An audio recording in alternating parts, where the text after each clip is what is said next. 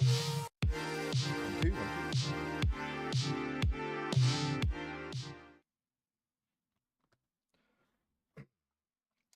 Oh, what's up everybody? Dr. McKay here and welcome back to my channel. And welcome back to another live Lego build for you all today. We are going to be building the new, small, obviously, Lego Venator Class attack cruiser from the new Star Wars set. So this build is only, what, 700 pieces? 643 pieces, so it's going to be a lot shorter than the Enterprise build, but I thought, do you know what, we'll do another live Lego build for you all, so you can ask me questions and just chat with me in the comment section. So we're just going to dive straight into it. Just feel free to chat along the way, and we're going to be turning this into another time-lapse video once it's done. So here's the box, and I've kind of already opened it. It's about 30 centimeters long, so it's not bad size for a display model. So we're just gonna, like I said, jump right in and build it, and welcome everyone to the stream. So how was everybody's Christmas and New Year been? We all had a good Christmas and New Year. Let's put that over there. Find the book. Small book. There's a book. Hey, what up, Dragon? How's it going? Yeah, it's going all right. Got my last Christmas present. This is my last Christmas present that took a while to come because it didn't get released until the 1st of January. So I had it on pre-order for it to be shipped on the 1st, but it took a while. Got a nice little bit of information here. It's like the workhorse of the Republic fleet. Debuting in the Revenge of the Sith, these Venator Class attack cruisers became a recurring presence in the Clone Wars 2003 and Star Wars The Clone Wars 2008 to 2020 and beyond, and one of the most legendary starships of the Galactic Republic. It's also an intricate and interesting model to recreate in Lego, and it's my favourite ship in Star Wars. It literally goes Venator, then the Ghost, and then Millennium Falcon, in that order. You didn't even get coal for Christmas. You have to try harder to be naughty this year then, don't you? Alright, put the bags out. So we got 2, 5, 3, and 1. So we got 5 bags in this build.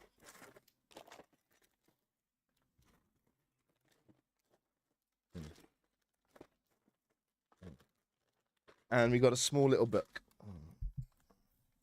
Adjust my mic. So did you have a good Christmas and New Year then, Dragon? Ooh.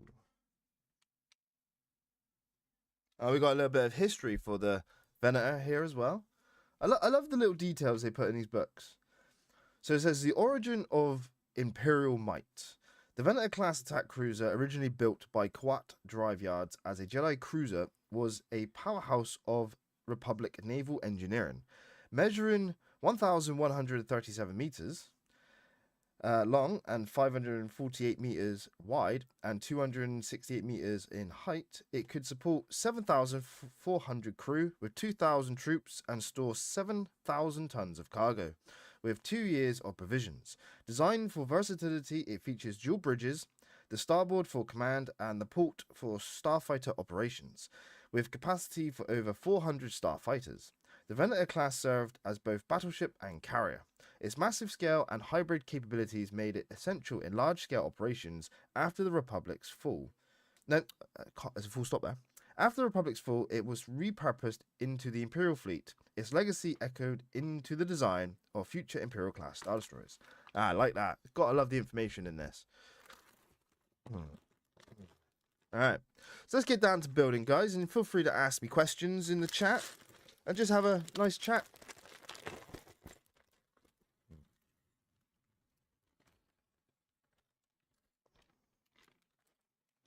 Oh, look, we got a kind of like a bluey green brick separator instead of an orange one.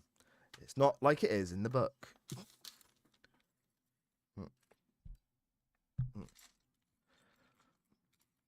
Maybe we can have like a Star Wars chat today instead of Stargate chat.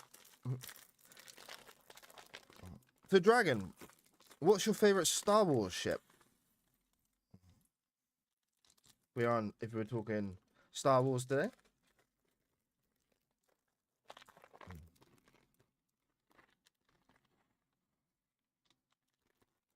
All right.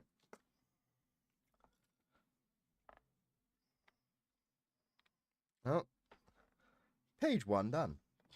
Oh, that was easy.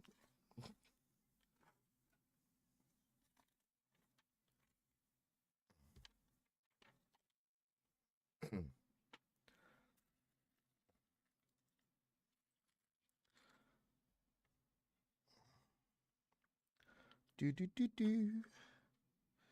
It's a nice little chill Saturday afternoon.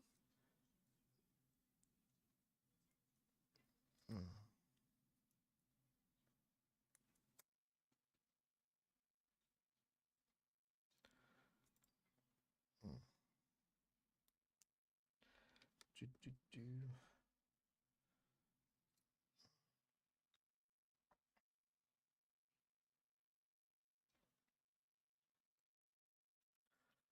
Find me peace.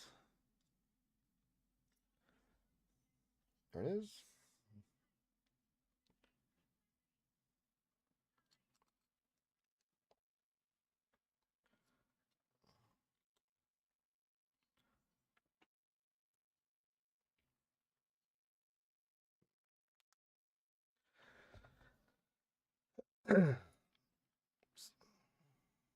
Never seen a piece like this before.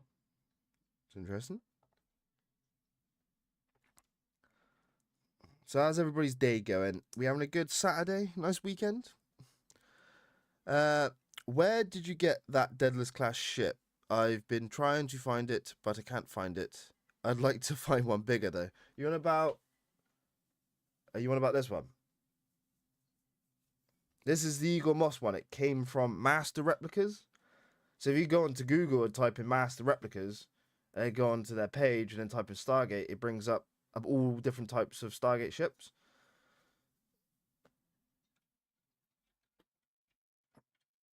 Yeah, but bigger ones, I imagine you'd have to get 3D printed. I'm not sure if there's any official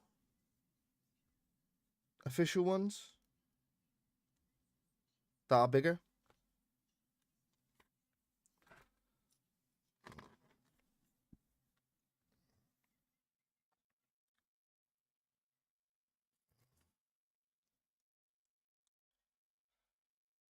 Do. Nope.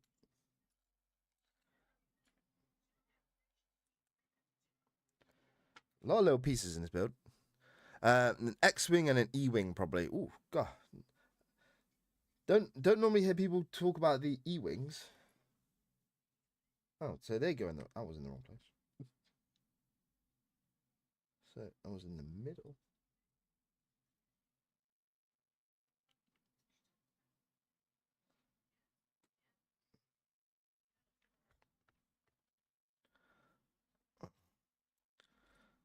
So you like the Starfighters?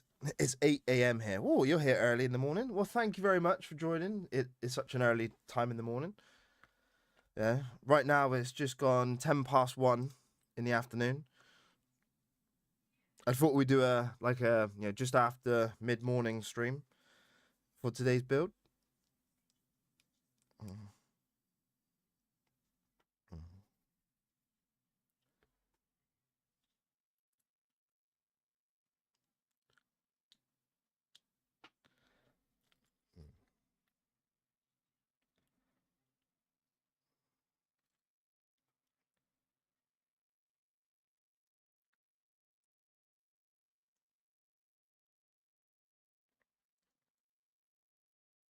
Yep.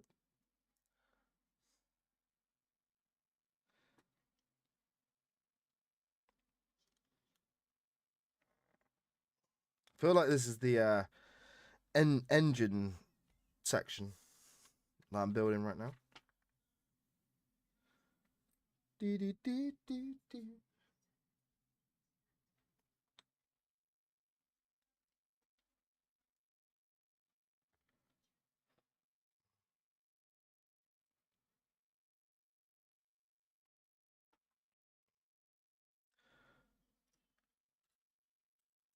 Where the pieces at? I've been into the E-Wing since Star Wars Rogue Squadron. Oh man, Rogue Squadron takes me back. Ah, I love that game. I played all of the Star Wars Rogue Squadrons. I played the Starfighter game and the Jedi Starfighter game as well.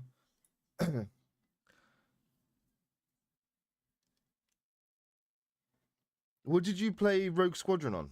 Was it the pretty sure it was the GameCube I played it on? Could have been the 64. Can't remember now. I know I played one on an early PC.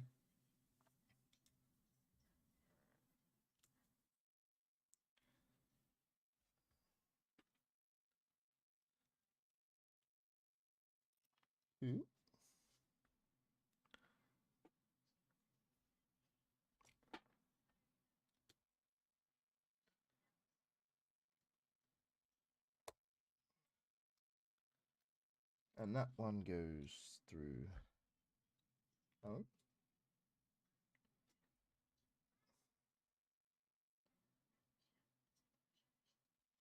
Like so.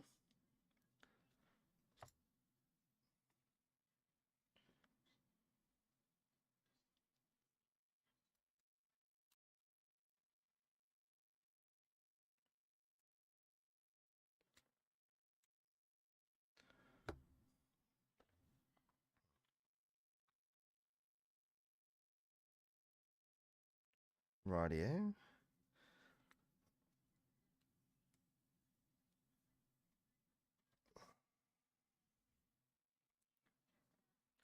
When did you finish the Enterprise D? I didn't see that. Well, I finished it the day after the first stream, and it took me another, I want to say, 2.5 hours to build. The Nintendo 64, yeah. I might have been on the 64 myself. So long ago, I can't really remember. I know it was on a Nintendo console, just can't remember which one. And the Enterprise.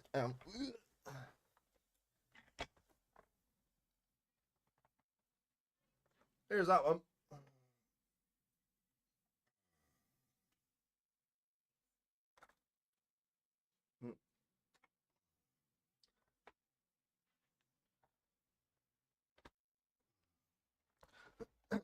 Yeah, that took me like 9 hours to build, but I've had to take it off my shelf because I can't get the camera up top with the Enterprise there because it's so big.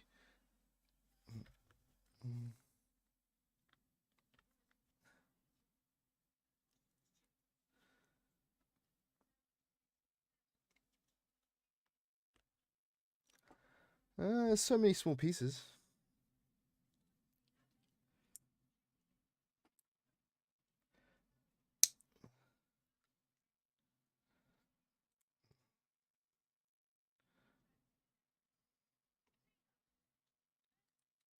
Yeah, I'm pretty sure this is the back end of the Venator. Pretty sure.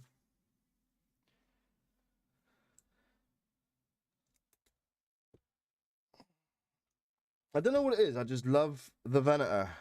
The style, the design of it. Every time one shows up in like the Star Wars, the Clone Wars, I was just like, yep, we mean business.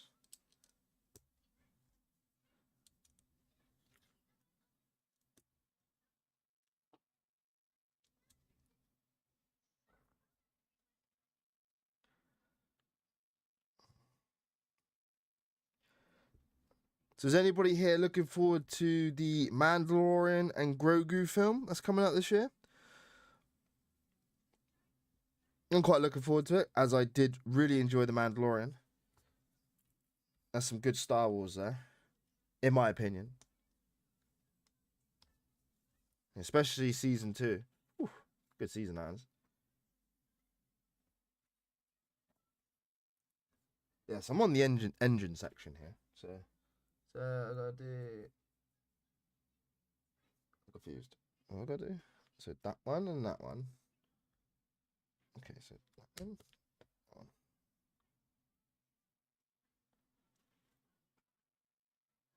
That one.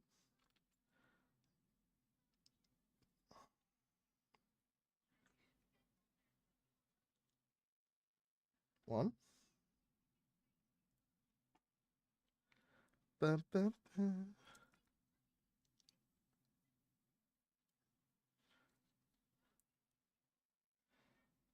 Two. And they go clipping on there.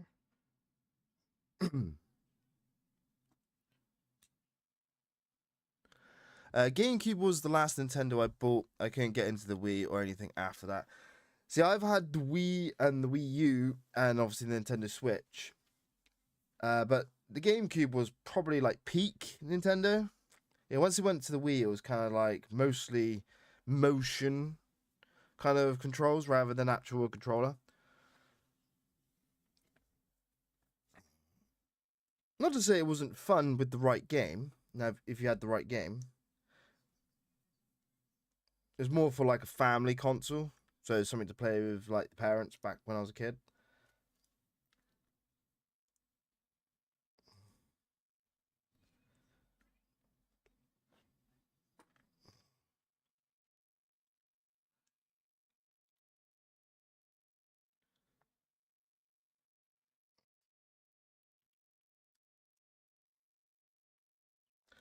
Got some barrels. We're in a barrel of fun here. Was that too lame? Don't answer that. So we got a four of these.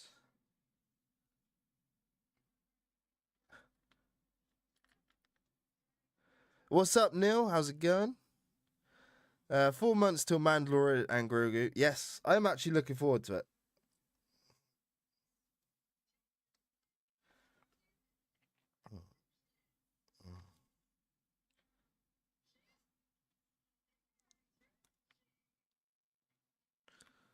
GameCube was the last great Nintendo console. Well, there's no arguments here.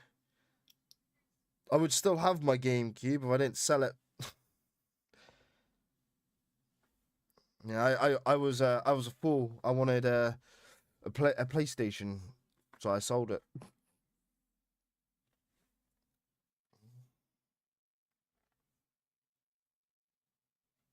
Okay, so I'm guessing that clips like this.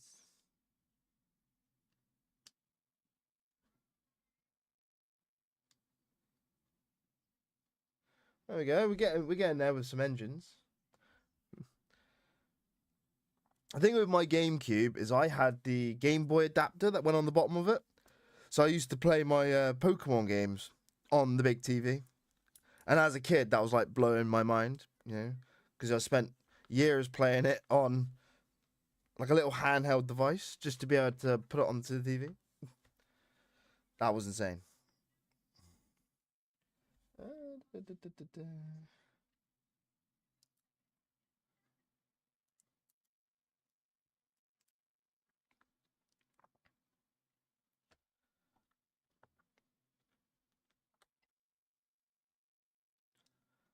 We got a little, what's this? An Imperial officer briefs a clone trooper on an upcoming mission. Right here. It's like a little bit of dialogue. It's narrating.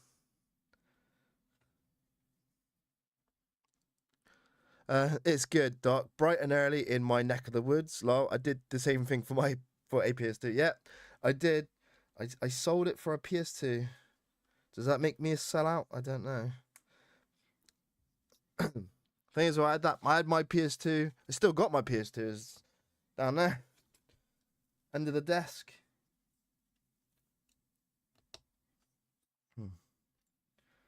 It's just funny. Like after I sold my GameCube, I entered a phase. I'm still in the phase, but I entered a mindset of, do you know what? I ain't gonna get rid of any more consoles. I'm gonna keep them. Oh,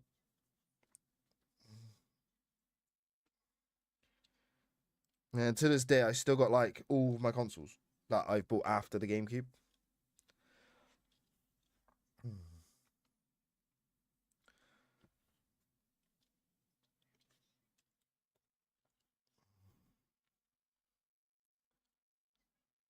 The 360 was your last Xbox. I have PS5 now. Nice. So I don't have a PS5. I have a PS4. I have the limited edition Batman: The Arkham Knight PlayStation 4. And I have 360, which is down here. I have an Xbox One, a One X, Series X, 2 Switches, the PlayStation 2, Nintendo Wii U.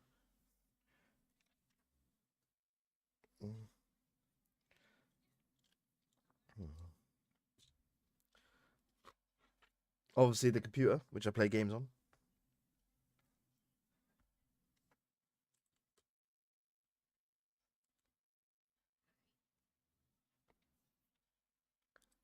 Yeah, that's not the right piece. I have a brand new extra PS4 if anybody's interested.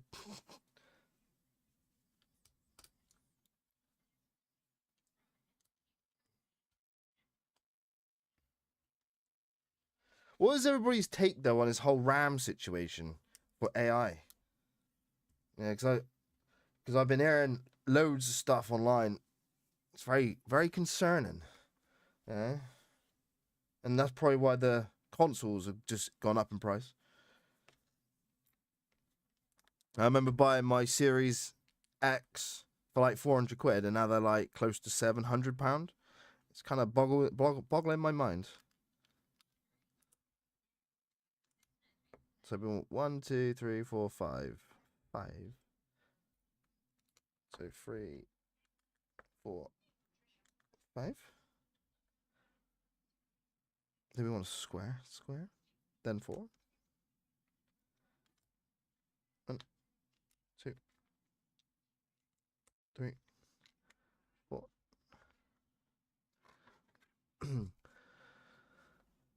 Dragon. PS2 was my last PlayStation. It's been Xbox and PC ever since. I have a brand new extra. Oh, I've seen read that one. So I missed Neil's comment. Yeah, I'm honestly an Xbox player. I just prefer it. I love the controller as well.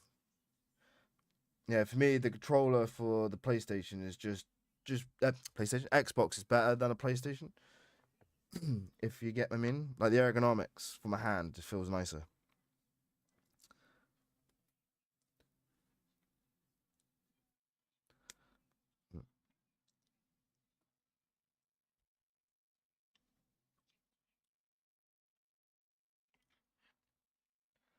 Mm.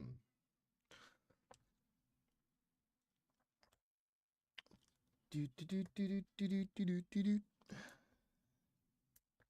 Right. Ba, ba, ba, ba, ba, ba.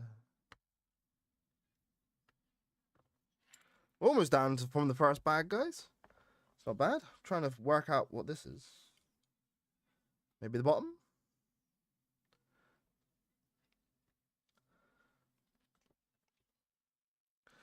What was your favorite PS2 game? Mine was Dino Crisis. Ooh, PS2 game. Now I had over 200 PS2 games. So this is a question. I can give you my like favorite ones, but they don't. I can't really decide on what's my favorite because it's almost impossible. So I liked obviously the original Star Wars Battlefronts 1 and 2. Hands down, some of my favorite games. I also liked, or should I say liked, I loved Star Wars, not Star Wars, my bad. Dark Cloud and Dark Chronicles, if anybody's heard of them. Some of my favorite games. I put so many hours into Dark Chronicles.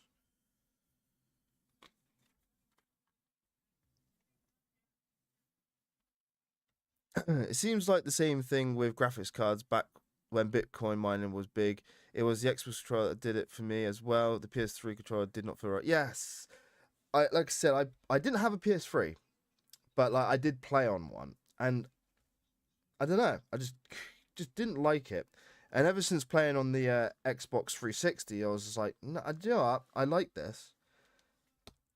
So I stuck with the 360, and then went from the 360 to the Xbox One, and then I bought a PlayStation 4 for a few PlayStation games like Spider-Man, God of War, and stuff, because obviously you can't get them on Xbox.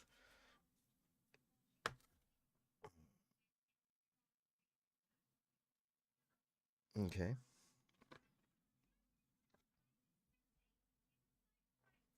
So I have these two. Yeah, these two. Let me guess. Give size.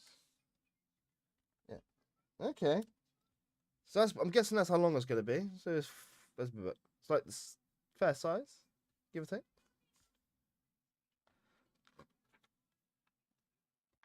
All right. So we've got some spare pieces. Nice. Let's move the spare pieces over here. I like Star Wars Shadows of the Empire. Ooh. Just trying to think. Shadows of the Empire. Let me just quickly. I might have played it. Let me just have a look.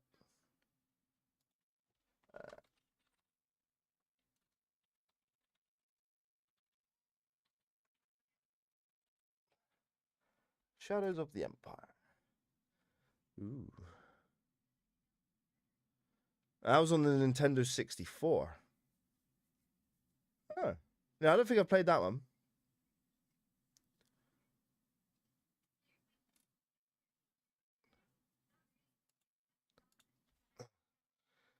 Unreal Tournament.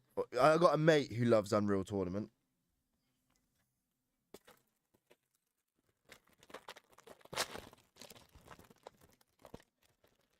Never actually played it myself.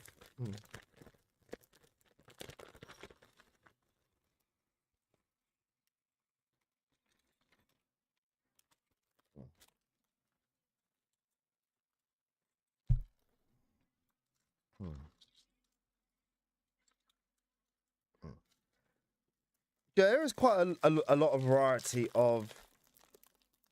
Is my stream frozen? No, it hasn't frozen. Yeah, yes, there is a lot of variety of Star Wars games compared to like most other franchises. You know, because Stargate has no official games really, except for like the movie and like Stargate Timekeepers, and that's just not what we want. You know, Star Trek's got Star Trek Online, which is hands down probably the best thing they could have done with that, in my opinion.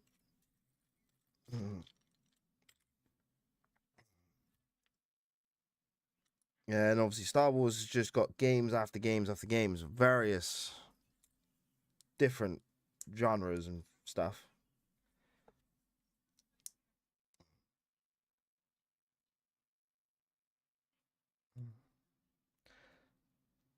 Uh, my favorite Star Wars capital ships were the Mon Calamari ships. Or which one was it? The MC-80?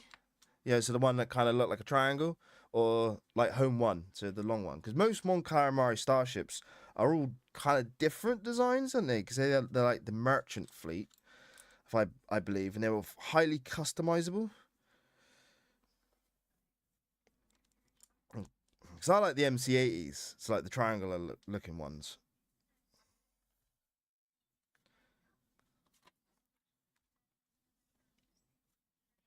Do, do, do. Hmm. They're on Steam and worth a try. They still have online multiplayer. What? Some of the games you're on about, like Star Wars Shadows of the Empire? I'll have to have a look because I've got Star Wars Empire at War because love it. And not to mention, I got the Stargate Pegasus Chronicles mod on it, which is like my favorite kind of like Stargate game. If even though it's not an official Stargate game, got to get my Star Wars fix somewhere.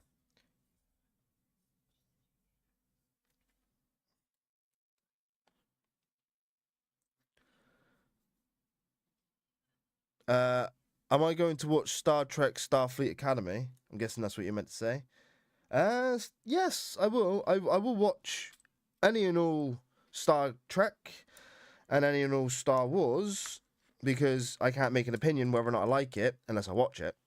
Yeah, I'm not going to listen to people online who don't like it or whatnot. Yeah, because I will watch something and then determine for myself. That's how I look at it. Yeah. So yes, I will watch that. I am actually looking forward to Strange New Worlds because I did enjoy Strange New Worlds. Yeah.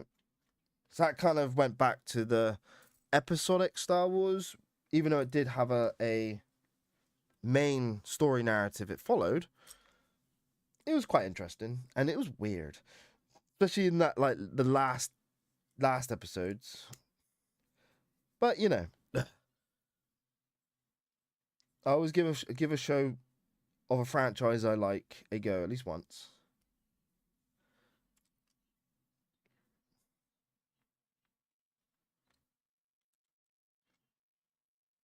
Do we want three? Something like that? No, be four. Because that would be three. One, two, three.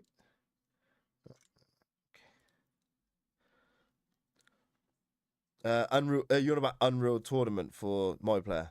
Ah, well, I have to tell my mate that because I know he's got it on off Steam. I don't know if he's aware of still being multiplayer.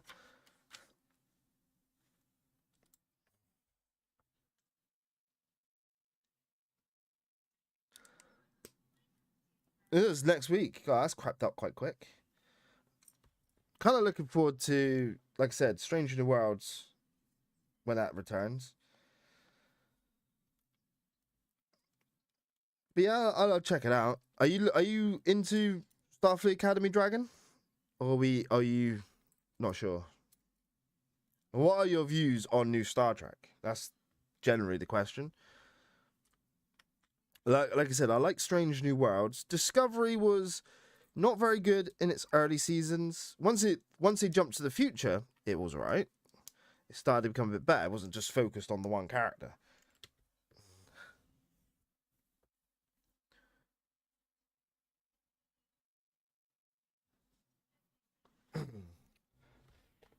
Home One is my favorite Mon Calamari ship and the ship from Rogue One, whichever one. That one was. Hang on.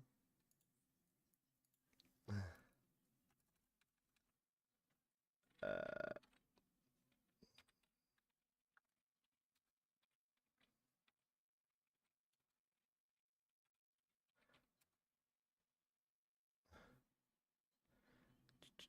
that was an MC-75 Star Cruiser called the Profundity. Yeah, so that was an MC-75. The MC-80s are the triangle ones. I'm not sure what Home One's class does. Uh, yeah, but I did like that because that was in. They used it very heavily in Star Wars Squadrons. Did anybody play Star Wars Squadrons when that came out? I had so much fun in that. Hmm. I was head of like a I'd say a clan, but it wasn't really a clan. It was just like I made a squadron called Phoenix Squadron because I liked it. Yeah. And yeah, played a lot with that in a squad.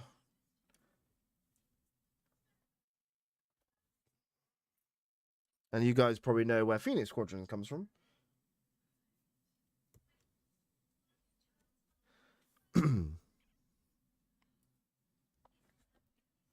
Do do do.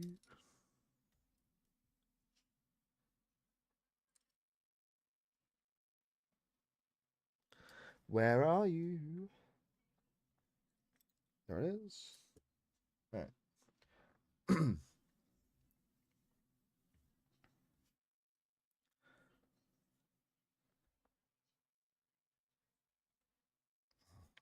Yep.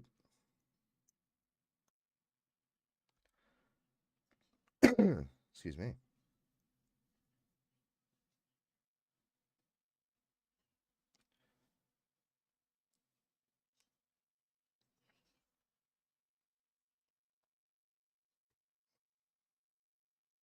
Yeah.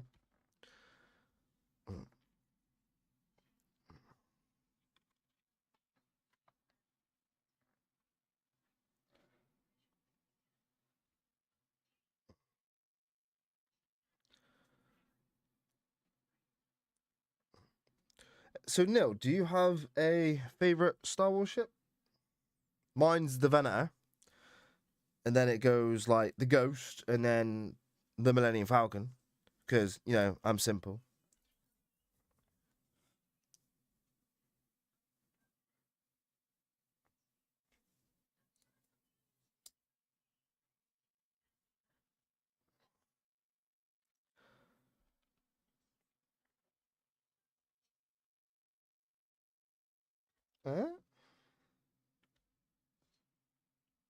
I used the wrong pace.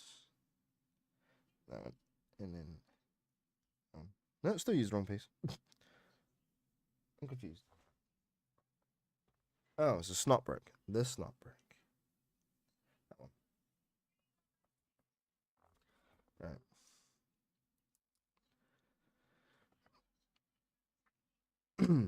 Right. I don't know about Starfleet Academy yet, but it looks good. I can't wait to see Robert Picardo come back as the Doctor. That's what I'm looking forward to.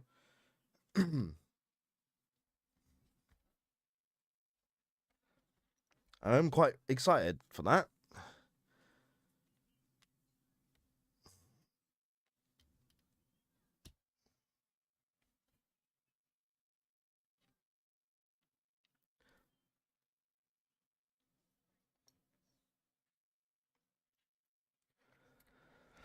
Oh, where is me piece? There it is.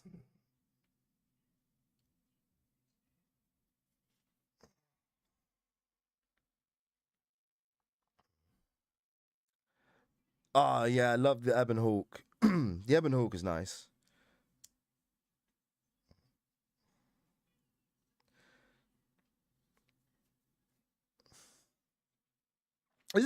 Aren't they meant to be doing a kind of like another type of Star Wars Knights of the Old Republic game that's coming out on Xbox? I heard something about it, but my brain's not thinking of it. You know what I'm on about, Neil? It's like a new Star Wars game coming that's based roughly on Knights of the Old Republic. Or am I just imagining it? Because, wouldn't be surprised.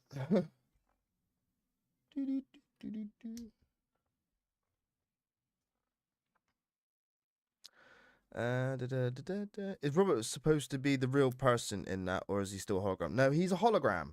I believe he is the original Voyager hologram and not the backup Doctor that left the planet in Delta Quadrant in the future after being awakened and sorting out all that stuff there. If you know which Doctor I'm on about, the Doctor in the future, where the people thought the Voyager crew was like evil or bad, evil bad. Do.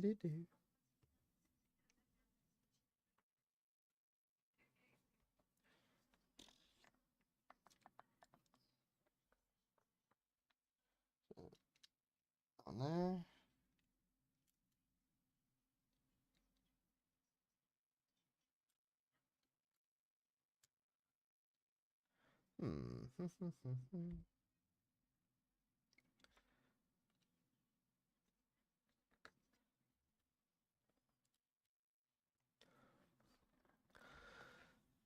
Of the newer Treks, my favorite was Lower Decks.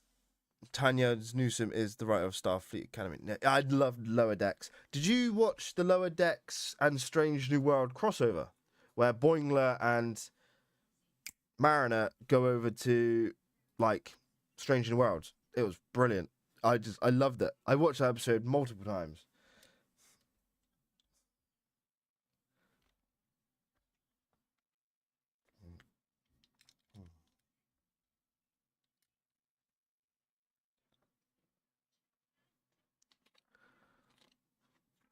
It was a good one.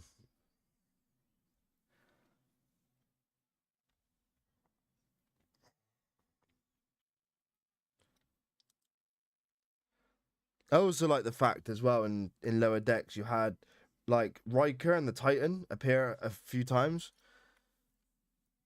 And then Boimler also had like the transporter clone thing happen to him. It was just all the references. And then we had John Delancey come back as Q for a few voiceovers. It was fun.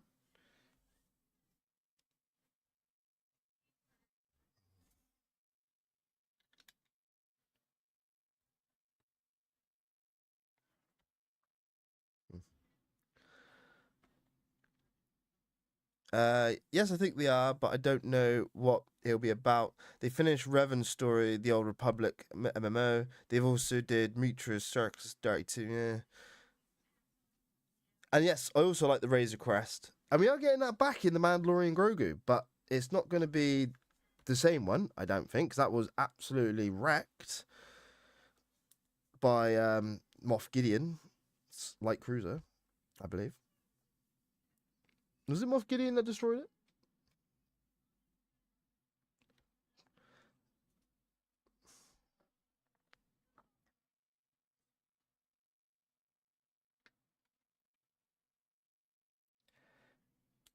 Trying to remember how it got destroyed now. I know it got destroyed. This is in the episode where Boba Fett meets Mando. Alright, there's one of the bridges done.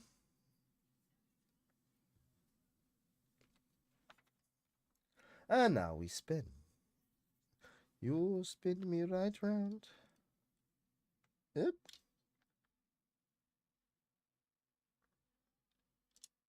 That one. Definitely not that one.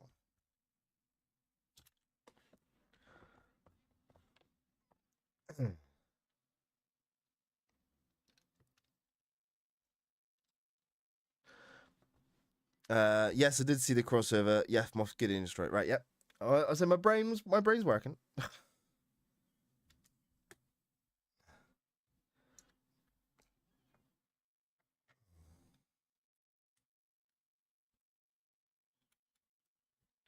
Alright. Ooh, don't lose little pieces.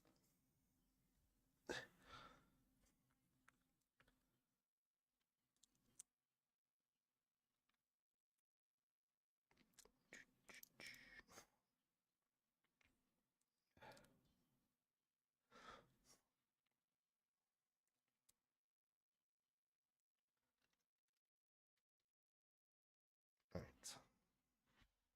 It's a nice, fun little build, this.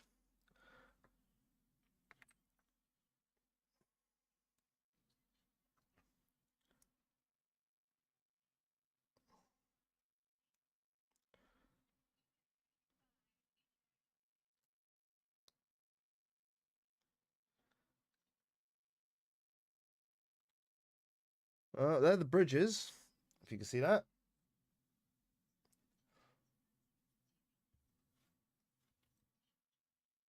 Yeah, maybe move the camera a little bit more.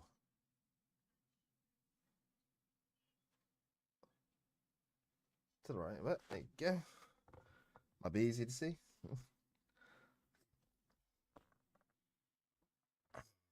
Alright, so this one on the main bit. This one connects to there. Right. Okay.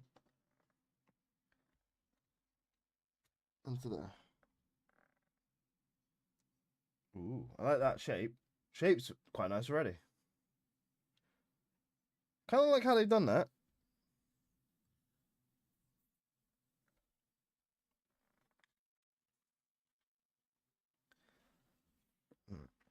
Robert Picardo played the Doctor's creator Lewis Zimmerman on Voyager. Yeah, and he also, Lewis Zimmerman was also in the episode DS9. Yeah, because he wanted to have, what's his name? My brain. What's the doctor called? Dr. Bashir be the long-term medical hologram. Yeah, good episode.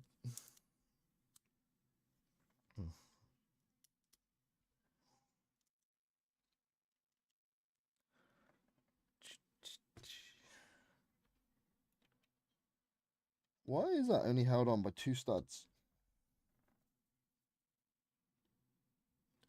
Okay. I might just put another stud there just to hold it.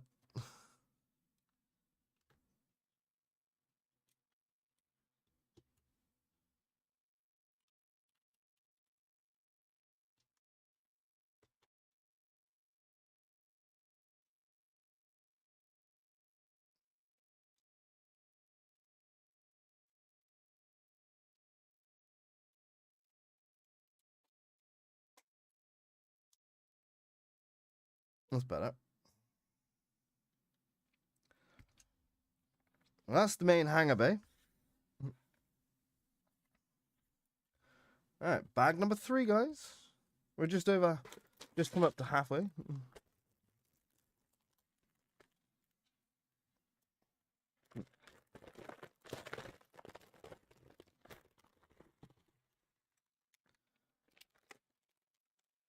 I did love Robert Picardo's portrayal of the Doctor. He's like my favorite character in Voyager. And I loved his like growth as well as a character, going from like just a kind of like a arrogant hologram to actually like a member of the crew and quite like human, you know, even for a hologram. Yeah.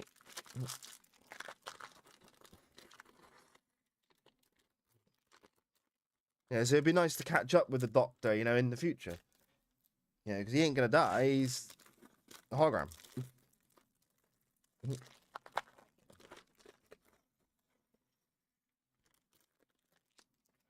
So the question, though, I want answered is: did all the other, like, you know, EMHs that were sent off into the Dalithian mines, were they, yeah, sort rescued? Yeah,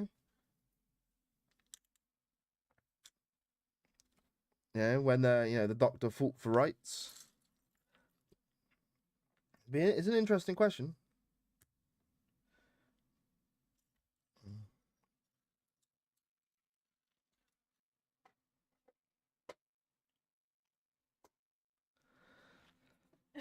What's the next subject for your next Stargate video? Oof. You want a little teaser, do you? I haven't really. I got a few topics that I want to talk about. But for my next one, I was actually going to do a kind of like a what if scenario. Because there was a guy that made a comment on my channel. Let me find the actual post.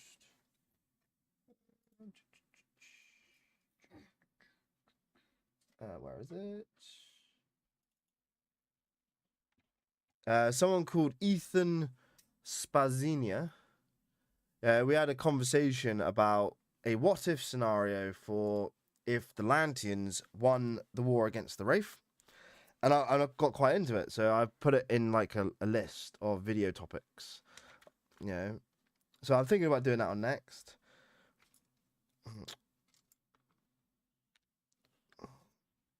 Yeah, at this point, I have so many video ideas. I might just stick them all in a hat and just pull one out. Be easier for me to decide then what I want to do.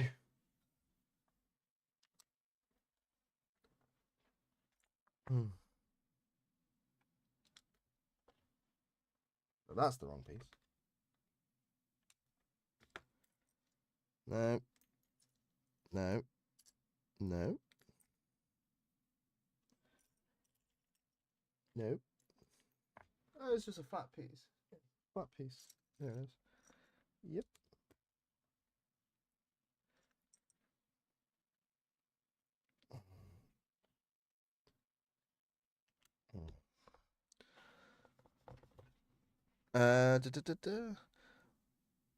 He had an amazing arc for sure. Probably one of the best Star Trek. I hope he has a name now. Yes. Be nice if he did have a name. Unless he's just gonna be called the Doctor. Right, hang on. So flip.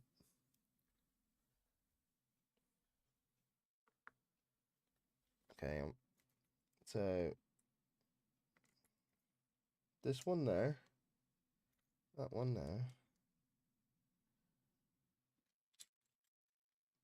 Where is my pieces? This one. And that. And that one. And that. And back over. Okay. Yeah, no, 7 years. Yeah, but he did have the episode where he wanted a name. I can't remember exactly what happened in the episode.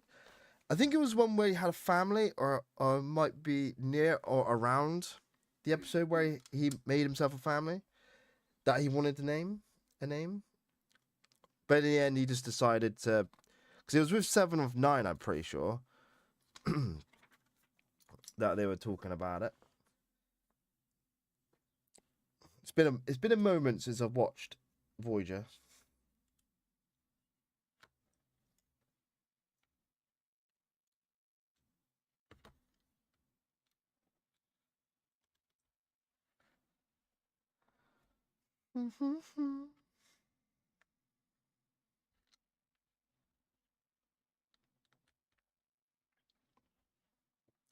Did you ever get into Orville? It has been a few years and season 4 never came out. Yes, I did like the Orville, and I'm pretty sure they wrapped it up. Because I'm pretty sure they ended it. Something to do with either not having enough money or the network just didn't like it or something. Yeah, but I actually enjoyed the Orville, and I didn't think it was a rip-off of Star Trek whatsoever. It literally did its own thing. Yeah, but the similarities was like the quantum drive that was reminiscent of warp drive, and the fact that they had a what was it they called it? It wasn't a federation. It was a we are from. Is it not the coalition? Was it? Yeah. What was the organization in Orville? Can't remember what it's called now.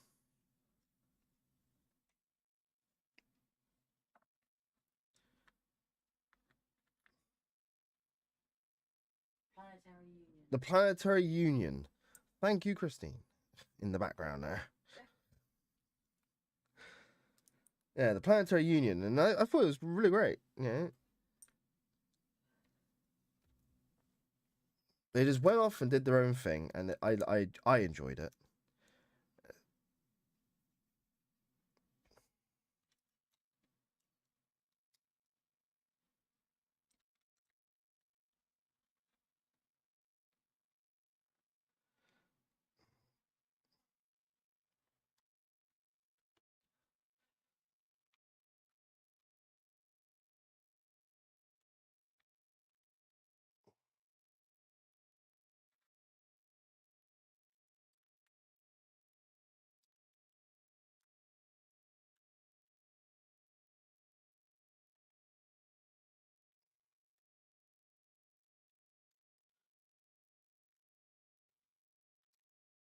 Oh, keep picking up the wrong angle.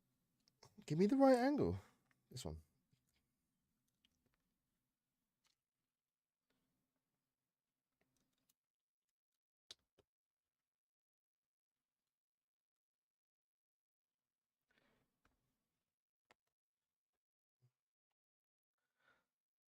Seven ended up with Chakotay for a while, but she ended up with a woman in Picard. Yeah, like that didn't really bother me, to be fair. No, because granted, on Voyager they were kind of stranded on a ship, and she was regaining her humanity after being a Borg. So naturally, she would choose, you the opposite sex. But obviously down the line, as she obviously, became whatever person that she would be after joining back in the Federation, she can do whatever she likes. Not fast. Yeah, I think it kind of worked for her character. She always felt kind of like, whatever. If you know what I mean. Yeah, it wasn't like a surprise. It was kind of like, okay, they went with that direction, but at the same time, it kind of worked. So I don't really have anything to say about it.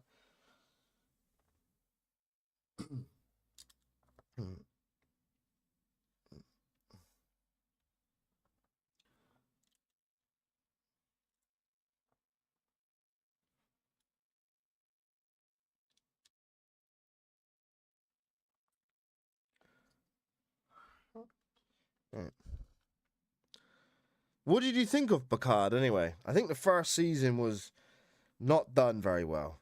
I didn't like the first season. Second season was better, but time travel again. But the whole Q storyline was nice, and the Borg Queen thing. Oh yeah, I don't know how I feel about that one.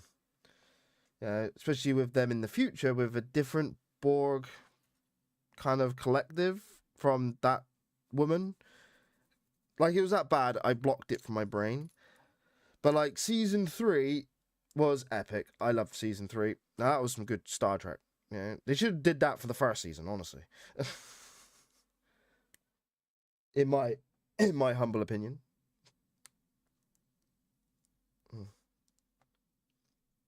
Do, do, do.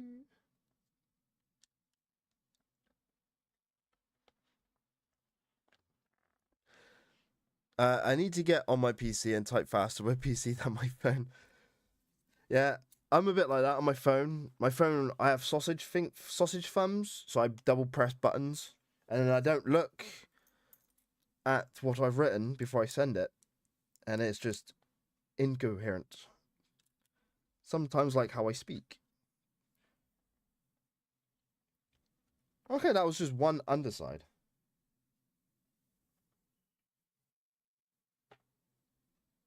It is really only clipped on in one place? Okay.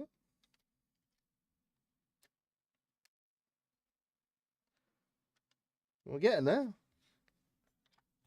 Yeah, getting there.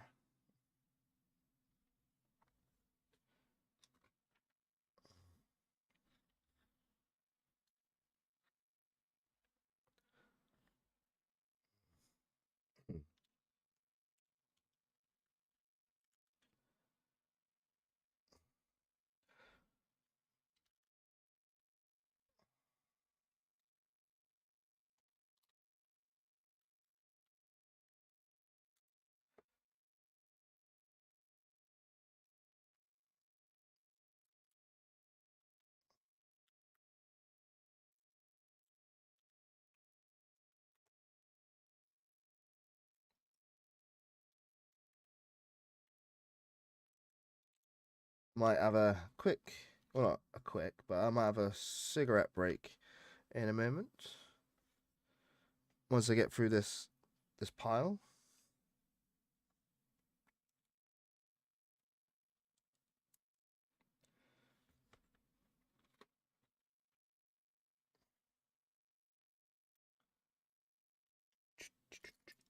Oop.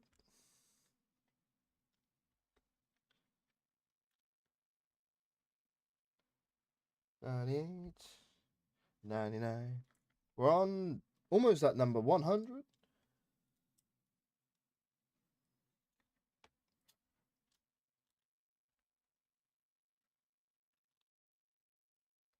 Now we're on number 100. 100. We're halfway of the book. Hope everyone's kind of enjoying this, like, build and chatting of science fiction.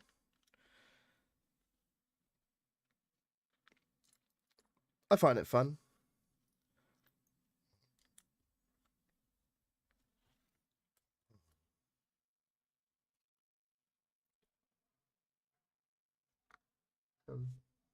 So this one goes like this. Then this one goes like this. Then this one. And then that one. Yeah, kind of. All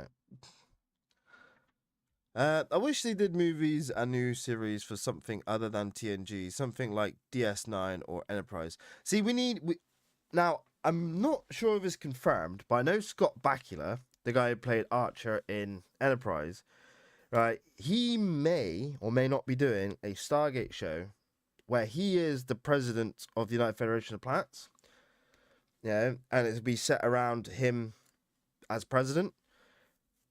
I can't remember what the title is called, but like, I'd watch that. Yeah, Enterprise needed at least 7 seasons. It needed to be the same as the others. It really did. I just think them choosing to go into the past and the fact that the viewership was changing in, the world due to, times, when times change type of thing. It's like with Stargate Universe, people didn't like that because it wasn't the same formula. Well, it was good. It was getting good, especially in season 2. Yeah, and because of there's more issues with that than just ratings. Obviously, it was a whole MGM going bankrupt issue, but Yeah, I liked it, and people like it now, and that's the thing. Yeah. So I'm hoping we get that new. Well, I hope we get Scott Bakula back as Archer as the president. I would really enjoy watching that. Hmm.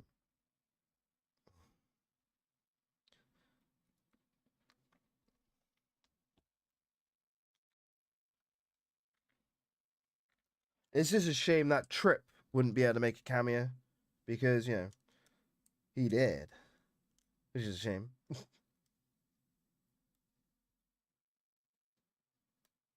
I'm so confused here. Yeah, that goes there.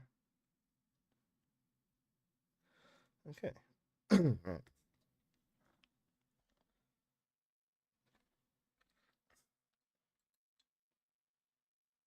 Yeah, I kind of hated the fact that they had killed Trip off at the end.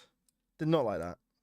And it was so quick as well. He just went, "Yeah, come over here, guys," and then he's like, "I'm just gonna put this power cord into there, and I'm gonna kill everyone." Like, okay, like, couldn't you have thought of something else to do? This is my question. Something that he would have survived with.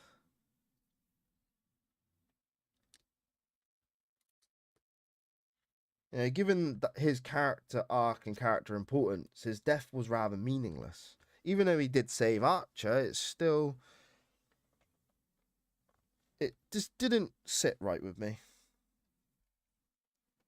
Yeah, not to mention the whole last episode was in the holodeck by Riker. Oh, I don't know how I felt about that either. Looking back, they had to finish the show, but at the same time, I'm like, you've robbed me of a good story.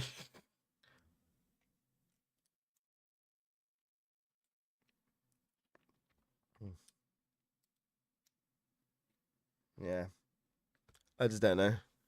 Maybe they can clone him again. Yeah, or with that little like thing that made a clone in like a week. Oh yeah, they did. They did do Stargate Origins as a mini series, and I know the reason for that was to test the waters for Stargate potential, but they had to do a retcon kind of origin to like before the film. Yeah, just to what explain why,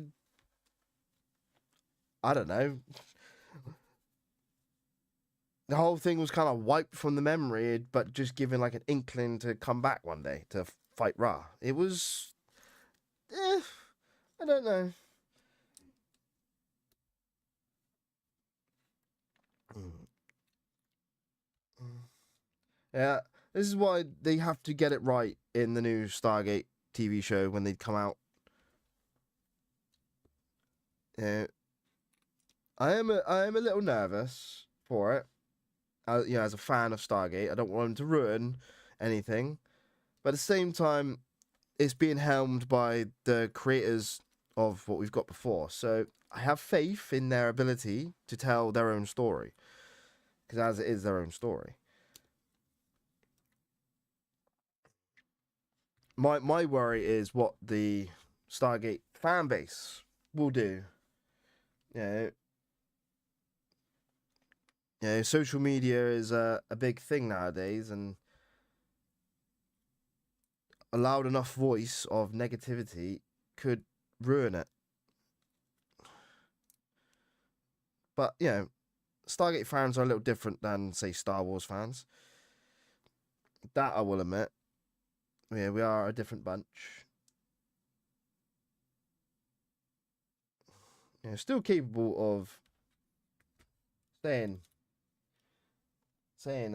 like nasty things, but like I think we're good. I think we're good. Yeah, and this is live and going to be recorded, so if I'm wrong, we can we can revisit this stream and then we can go. Told you so. Or you can slap my past self. Like, why did you do that?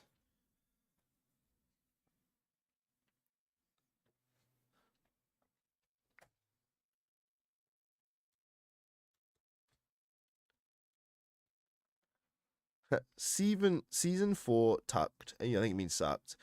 It was just a series of arcs for Enterprise.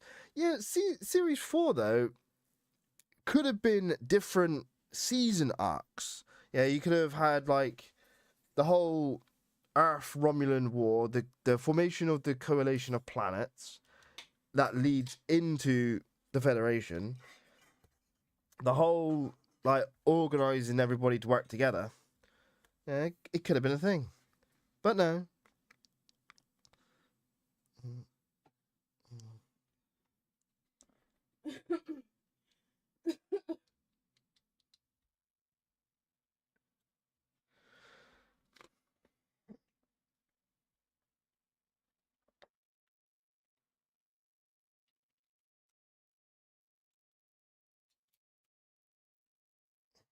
No, I did enjoy the whole, trying to work together to fight that Romulan drone. I think that it was it was good. I did like it.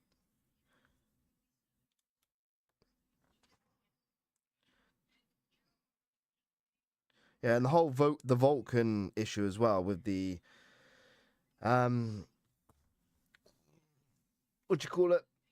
The Kirshan. Yeah, quite like that. Yeah, with the Kirshan. Do do do do do do do do do.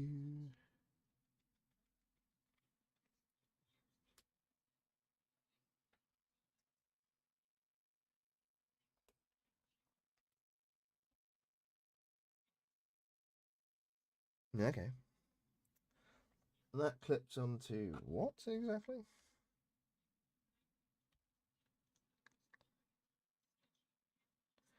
So it clips onto that one.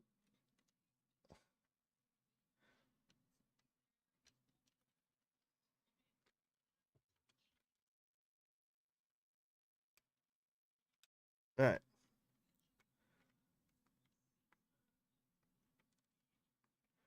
Well, that's like one side of it, guys. Kind of like how they're doing it. Yeah. Hmm. One side. I have a little rubber thingy, but I haven't seen where it goes. Oh, hang on. I see it. It goes at the back. Really, right in there?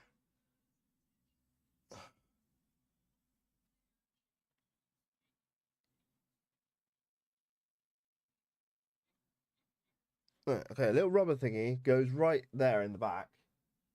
You can see that. And then clips on the two things. Stops it from opening. It's a lot of flimsy things in this build. But yeah, we're getting there. I'm just going to have a cigarette break before we tackle the 4th and 5th bags. The Kirshara, yeah. I want to see more non-Skywalker stuff for Star Wars. Something like Knights of the Republic. Well, what do you think of the Acolyte? Because that was before Skywalker. I like the premise.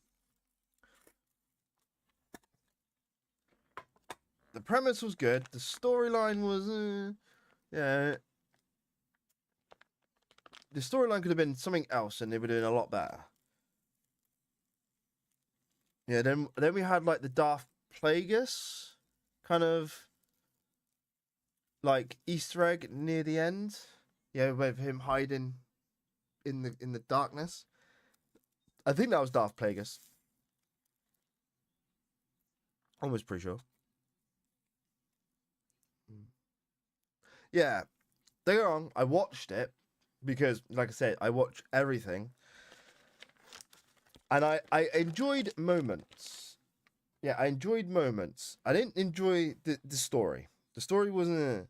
Yeah, I enjoyed the visuals. The visuals are okay. The lightsaber fighting was a lot better than we had in the Ray Star Wars. Yeah, yeah. Oof.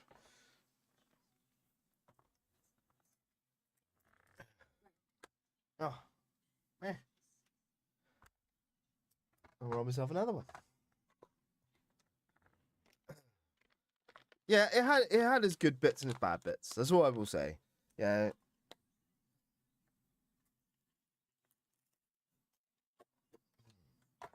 Yeah, the whole like massacre issue kind of didn't work for me. Yeah, they're meant to be Jedi. They're meant to be like good, like solid, above approach.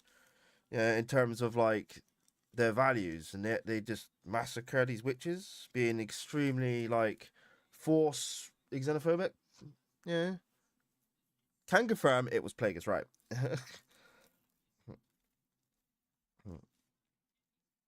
Yeah, because the rule of two applies at this point. So like either Plagueis doesn't have an apprentice, and that boy, can't remember his name, is his apprentice, and then later turns into Sheev Palpatine. Yeah, later on, because obviously Palpatine kills Sheev after he becomes Chancellor, I believe. Yeah, because that was in like a comic or what happened in this episode. Yeah, book.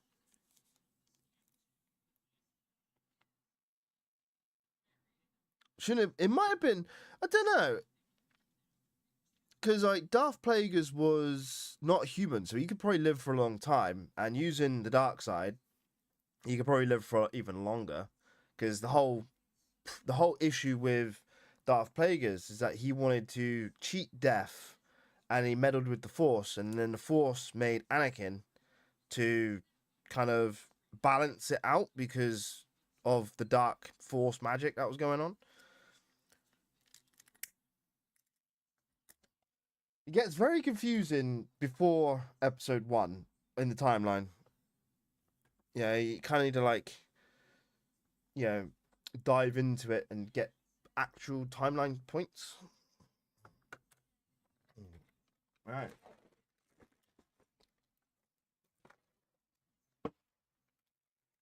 2 bags to go.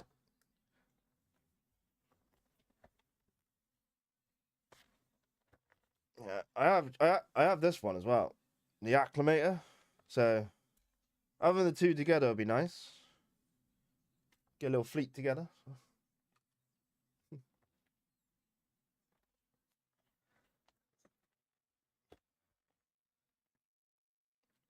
We're already, was it? We're still flying half a ship. Yeah. I think that was lame. That was a lame Star Wars joke. I apologize.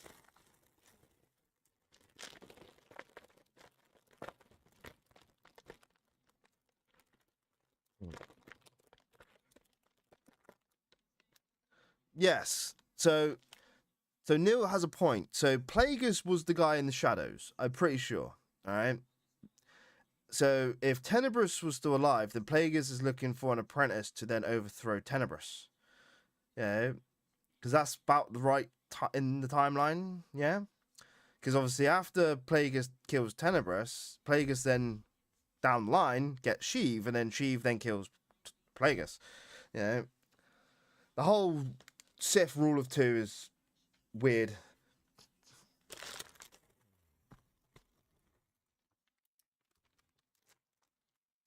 Yeah, I get it because the whole Sith, like, fighting for power ends up making the Sith turn on each other. So what's his name? Is it Darth Bane? Bane? No. Which was the Sith that created Raw 2? Darth Bane? My brain not working. Plagueis and Palpatine did the dark side ritual to empower the dark side over the whole galaxy, and the Force pushback with Anakin was born. Yes. The Darth Plagueis book is great and is a must read. Yeah, that's the book I read. That I know that. I think it's that book I read, right? Because they did the whole ritual thing, and the Force fought back and then had Anakin. Yeah, yes, Darth Bane, right? And then obviously, I don't know if it was that book or a book for episode 1, but basically, when Palpatine became Chancellor, that's when he killed Plagueis, because they went to have like a drink. Go, congratulations, you're now the ruler of the Republic, and we can initiate our plan. And yeah, Palpatine struck.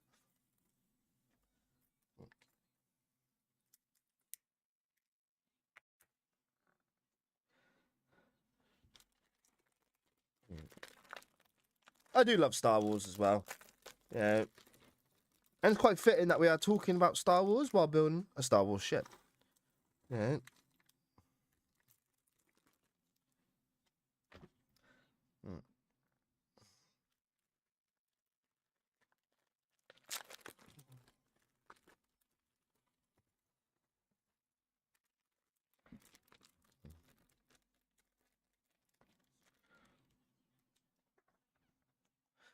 Darth Maul and Plagueis died at the same time, you think? So when Darth Maul was fighting Obi-Wan and Qui-Gon, when Obi-Wan killed Maul, that was roughly the same time that Sheev had the meeting with Plagueis and killed Plagueis, yeah? I can't really remember because it's not... It was a book that I read, not on screen watching. I tend to retain information more from a visual perspective rather than a readings perspective.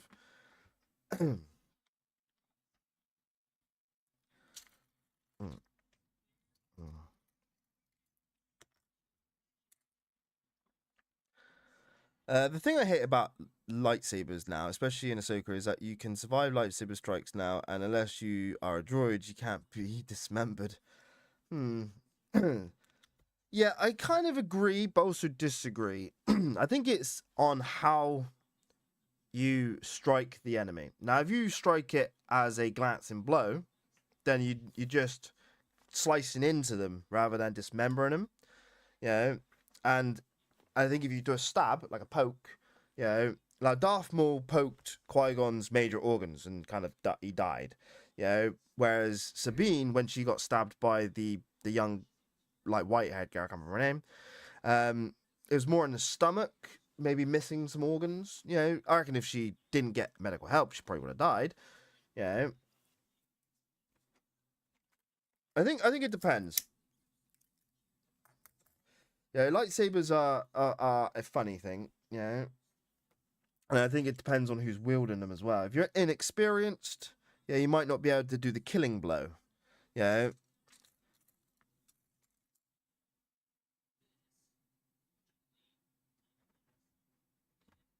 Plagueis died the same day Palpatine became Chancellor. Yes, because after Palpatine became Chancellor, they went into have a kind of a congratulations on becoming Chancellor. Here's the next step of our plan type of meeting, and Palpatine went, "You're not part of it," and then struck.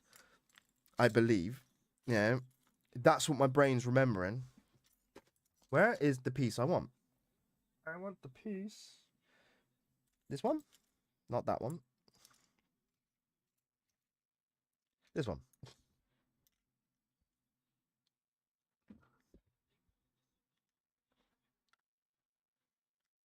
Right.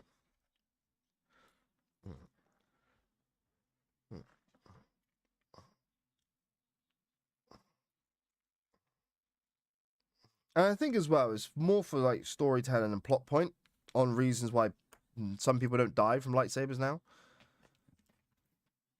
Yeah.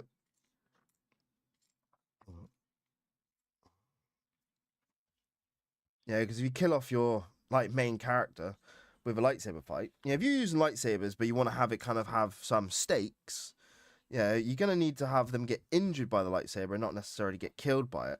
Hence why Sabine didn't die. You know, she's like the main character, but she needed to know that she wasn't good enough, so she needed to fail in that fight. You know, to then begin her training again. But the question is though, with Sabine in the Ahsoka show, do we like the idea of her having force powers? Yeah, I kind of like the idea because she was around Kanan and Ezra. You know, she trained a little bit with the Darksaber, and then obviously after the Rebels, she trained with Ahsoka.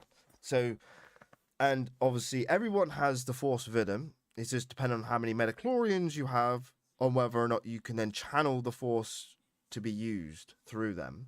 You know, if you like that explanation of the Force, you know, unless you like the Force to be mysterious. You know.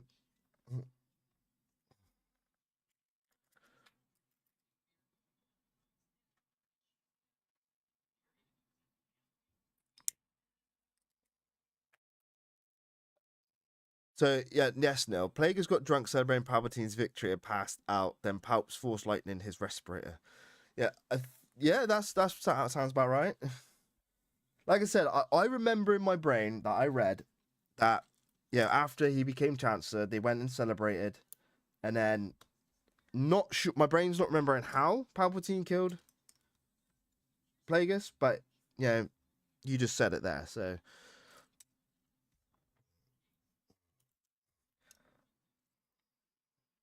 Because they literally played the long game, like Palpatine and Plagueis. They manipulated absolutely everything. Yeah, like the whole Clone Wars, if you think about it, right, is literally just a game of chess that Palpatine's playing against himself. It really is. Yeah, and he's manipulated like the entire galaxy into his like farce to basically go, right, we need to turn the galaxy into the Empire at the end. It was basically a long ass game that he played. He had to wipe out the Jedi and then to basically force the galaxy into submission. And it was actually very well thought of. Yeah.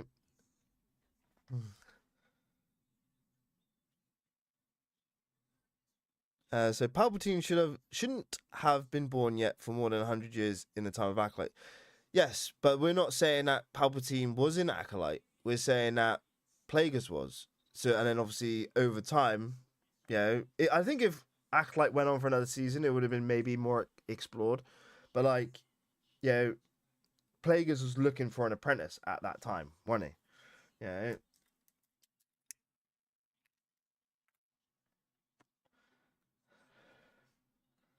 Hmm. So yeah, I don't think Palpatine was alive in the Acolyte. Yeah, because that would make sense.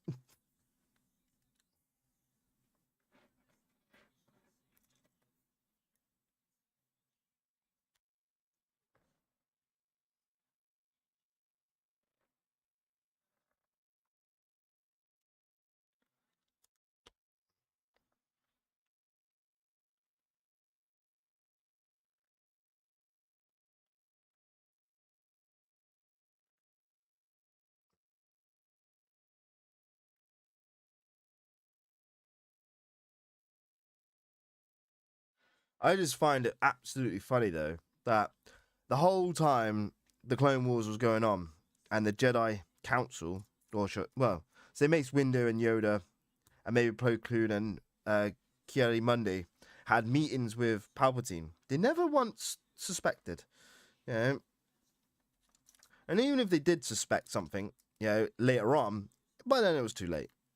Yeah, they had many an opportunity to figure things out, especially the whole finding um what's his name, the guy that put in the order for the clones. Because Plo Koon found his lightsaber, and then the whole um Anakin and Obi-Wan went to search for answers, and they found Dooku.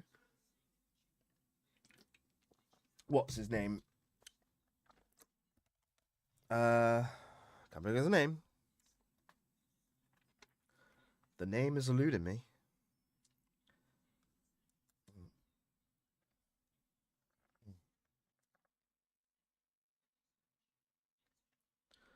Cypher DS. Thank you very much.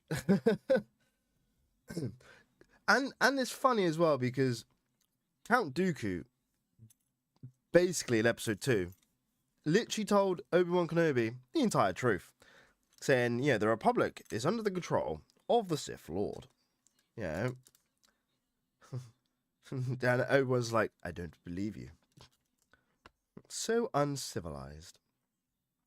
Obviously, he didn't say that bit. He was just like, I don't believe you. Yeah. Now, there should have been like a massive investigation after Obi-Wan got back from Geonosis. Yeah, with that information. Yeah, but the Clone Wars kind of kicked off, and well, yeah, the rest is history. So, what do you guys think of the Clone Wars TV show? I really enjoyed it, and I'm so glad they finished seventh season. Yeah.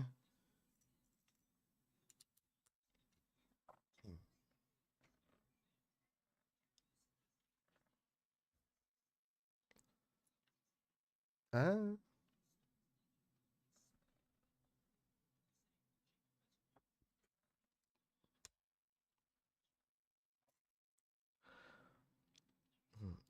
you're on your own PC. Sophie was manipulated by Palpatine to put in the order for the clones to Palpatine. So Palpatine had no official ties to the clones. Quite brilliant, yes. And it was the fact that Sifo Dyas, if I remember, and correct me if I'm wrong, but Sifo Dyas had the ability for precognition. You could see a war or the Republic entering in a battle or something. Yeah. So like it was manipulation from those visions, if I'm correct, yes, that basically made Cypher go, you know what, we need to have an army because we don't have an army.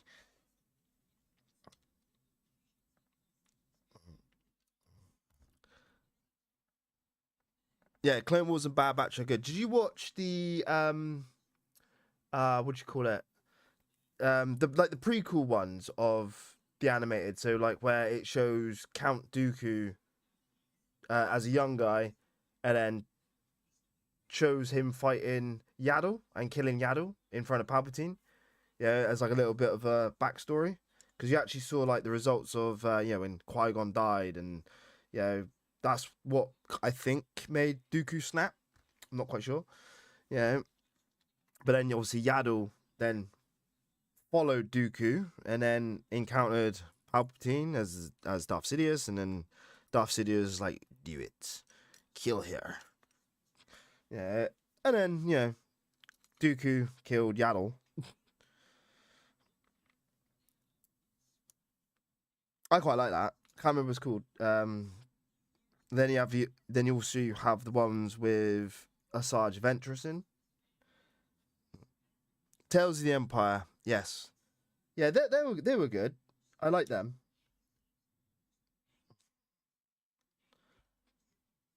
Hmm.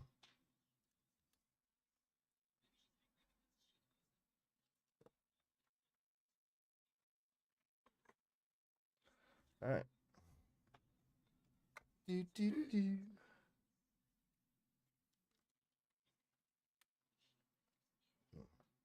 All right, we're getting there, guys. We're now flying 3/4 of a ship. Hmm. Yeah, I do love all of like Dave Filoni's Star Wars. He is kind of the protege of George Lucas, and Sam Witwer is like amazing as well. He is like such a Star Wars nerd. I remember watching a few interviews where he's like, oh, I was in like the storyboard and like they're telling the story, and I'm like, well, which lightsaber does he have? Yeah, Darth Maul, for instance. Like, which lightsaber does he have? Does he have like the dark saber, or does he have his, the one from, what do you call them? The Inquisitor lightsaber. Yeah, I think it was for Solo. Yeah, I think it was. He was referencing. Yeah, trying to keep it lore accurate. Gotta appreciate that.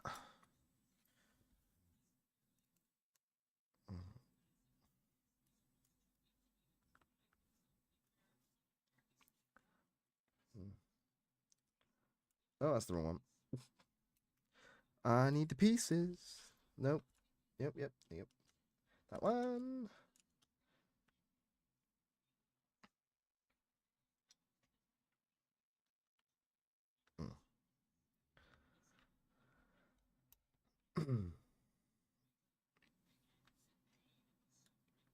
Oh, I'm missing a step here. Called Don't Rush Off.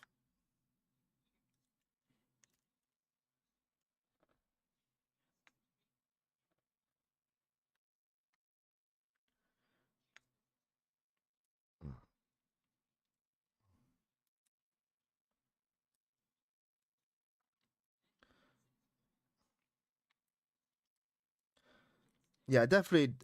Tales of the Underworld was the one with Sarge Fences. Yes, I quite like that. It's interesting. I like Star Wars media that expands upon the universe rather than just tells what happens in the Skywalker saga. It's like the Bad Batch, showing the process of Order 66 and then the clones afterwards. And then even after like that, the clones start to like rebel and you have like the small rebellion with the clones. Not everyone though, but like yeah, then you had like Rex in it and I really enjoyed it.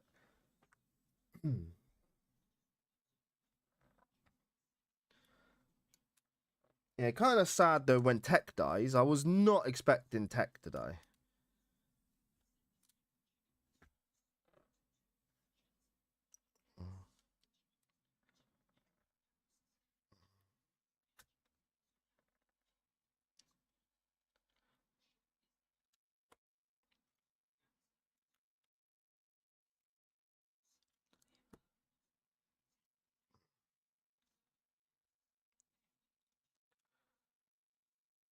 Yeah, you would love to see the Yuzhang Vong War on screen. Yeah, so would I. Yeah, do we know if that is canon or legends though? Because we haven't really got that far in the storyline. Because the whole idea for Palpatine was he wanted to create a giant ass empire because he knew about the Yuzhang Vong, right? And he wanted to basically kind of prepare for it. I believe that was what he was doing, hence why doing all his nasty stuff.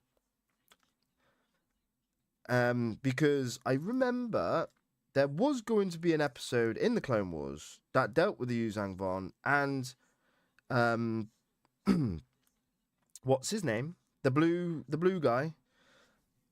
Oh, what's the blue guy called? Admiral Thrawn. Yeah, because they go into the unknown regions, I think, and this is when Anakin meets Thrawn, I believe. Yeah, I remember it in my brain.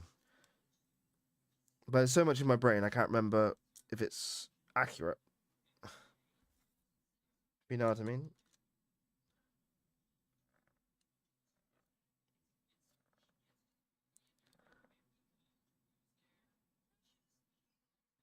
Yes, Omega joined the rebellion, but we need to see her in live action.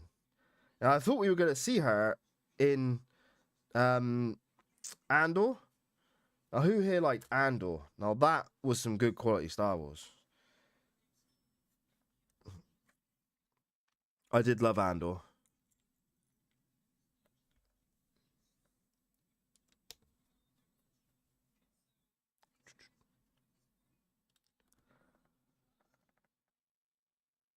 Legends, the Yuuzhan Vong would have been at the same time as the First Order. Right, okay. Yeah, that's what I mean. I wasn't quite sure because Disney kind of came in, didn't they, and went, yeah, we're going to change things. Because the whole, because Luke, he had a wife in Legends and had a child, I think. I know he had a wife. Yeah, but then in Disney, they're like, no, we don't want that. We're going to make Luke have a sad life. Yeah. Yeah, I did not like the way they handled Luke Skywalker. No, I kind of repressed that. Even Mark Hamill did not like the way they handled it. So, yeah. You haven't seen the last 4 episodes of Andor yet. Oh, oh. Like, the entire build up of the massacre, all right? I can't remember the planet. Forgive my planet, not remembering. But that entire massacre was built up from the very beginning. And when it hit that climax, I was like, oh, dear. Yeah, it was good. Can't remember what the planet's called, though. Yeah. They did such a good job with Andor.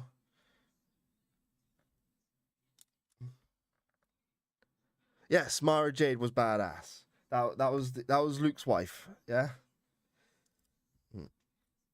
Like I said, Luke's like New Jedi School, wasn't so hardline as the Republic's era of the Jedi Order. It was more lenient, a bit more to the grey area. Kind of liked it.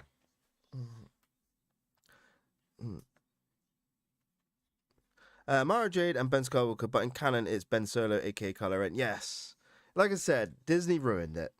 Yeah, this is why Dave Filoni and Jon Favreau have the best Star Wars. Yeah, they should have done episodes 7, 8, and 9, not what we had by those 3 different directors. I think that was the problem. You had 3 different directors who went, Joe, I want to tell my own story, and then having to force the next director to kind of follow their story. It was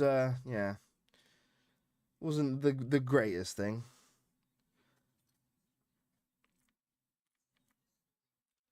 Yeah, I do believe if you're going to do multiple movies and television shows of a franchise, you need to sit in a room and you need to come to an agreement of storyline. You know, and where the story is going to go.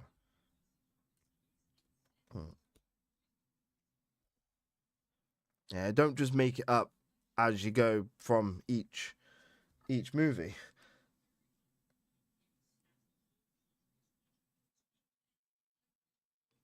Really? I did not know that. George Lucas couldn't stand the idea of Mara Jade. He demanded Disney not use her. I did not know that. Interesting.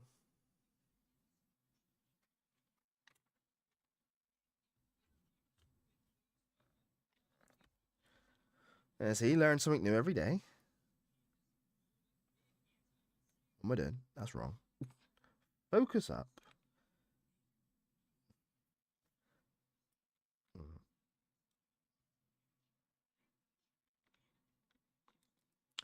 Thing is, I like the legends, like New Republic and Luke's Jedi School. Yeah, I enjoyed it. And now you're telling me that George Lucas himself was like, no, don't like it. Okay, I'm not sad.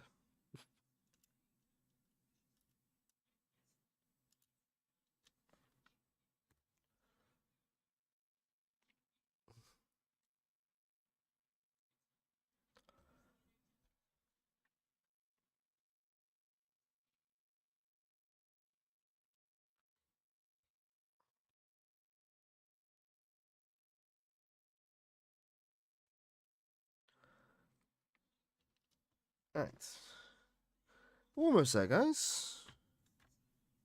Because the last bag is literally just the stand. So this is literally the last piece of the ship.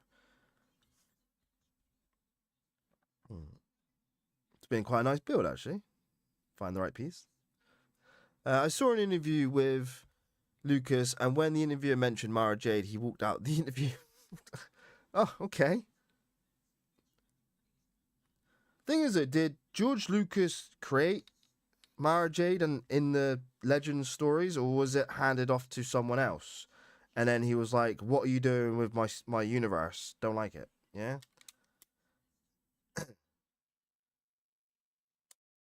That could be the case. Yeah, he could have gone.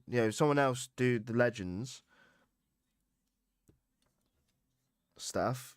Yeah, but then when he obviously came back with it,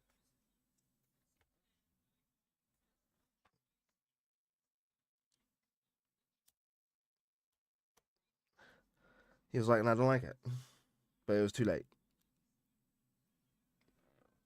Right.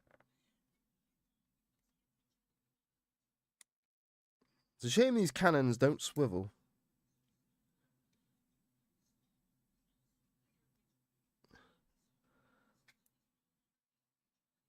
Jason Solo, best villain.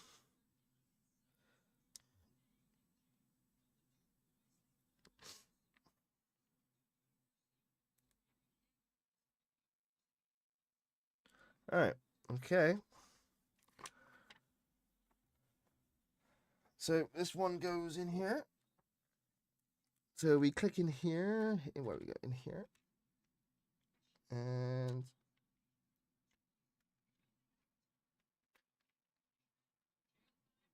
right. Now for the fiddly bit of the rubber thing. Right. There we go. Almost finished. I do enjoy these like little builds, because even though they're small, they're quite detailed.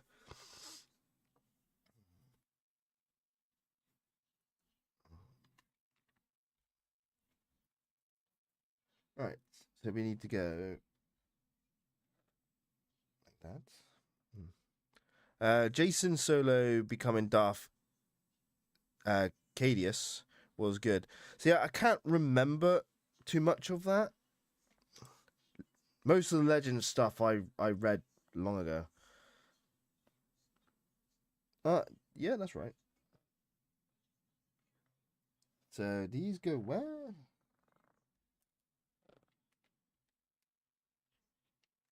That one there. Okay. Right.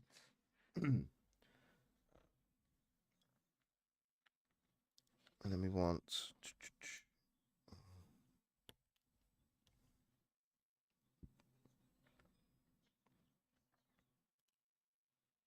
No, that's wrong. Yep. That way around.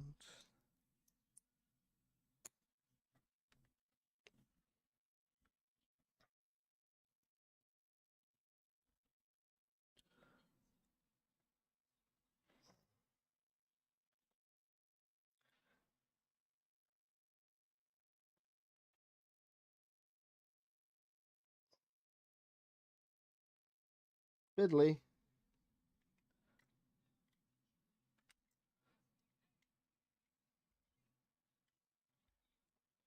Like so.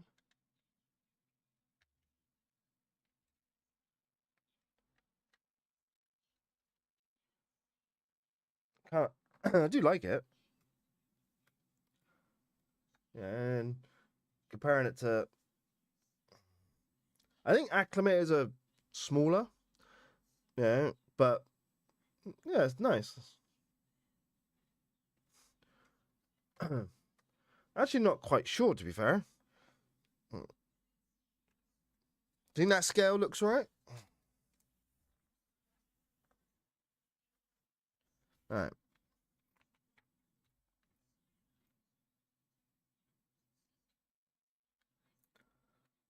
Right. Got some spare pieces. Yes, the Solos had 3 children, if I remember correctly. Twins, Jason and Jayan, and son Anakin.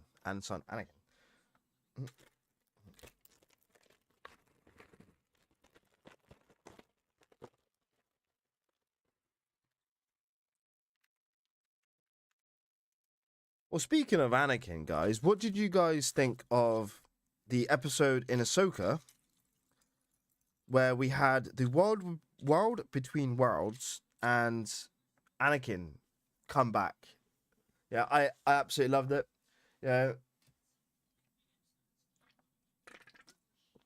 like Hayden Christensen hasn't missed a step, really.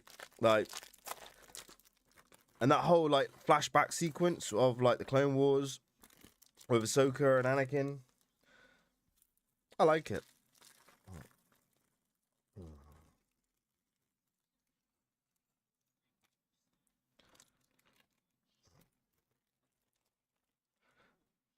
Okay, I have a blast. I have 2 blasters and a sword. What the hell's going on here? I have like 2 swords, like an orc sword from Lord of the Rings. There. And then a blaster. Okay. I want to see what those pieces do. Yeah, that was good. He crushed. Yes, I definitely agree. Especially that like behind the back spin turn thing he does. That's like his move that he created for his character. He just come in and knocked out of the park.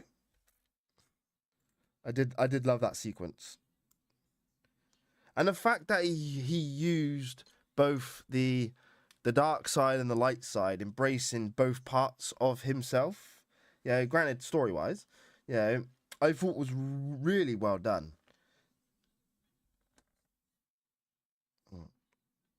Yeah, because the Force is not good and it's not bad. You do have a light side and a dark side, yeah, but they are in balance. Yeah, they are not good or bad. Is how one uses the Force. Yeah, and you can be like Mace Windu, who uses, I think it's called Vapad. I think that's the fighting style that Mace Windu uses. That he basically channels the dark side energies of his opponent, I believe, is his opponent, all right, to increase his strength, I believe. Yeah. Pretty sure it's called Vapad.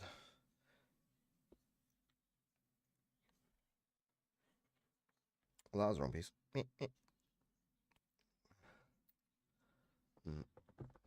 Ah, you haven't seen Ahsoka yet. I would recommend giving it a watch and like just give it patience. I have no idea what I'm building here. Yeah, it starts off a bit wonky.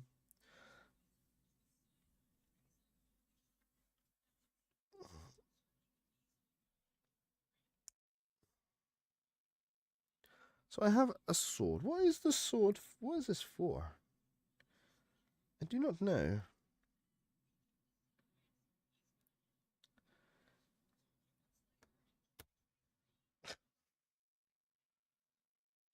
So confused.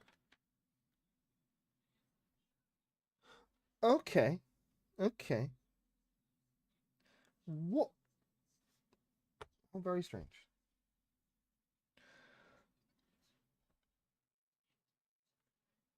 So this funny piece with using a gun and a sword from Lord of the Rings is the actual side-on hanger on the ship, and it slots in like so.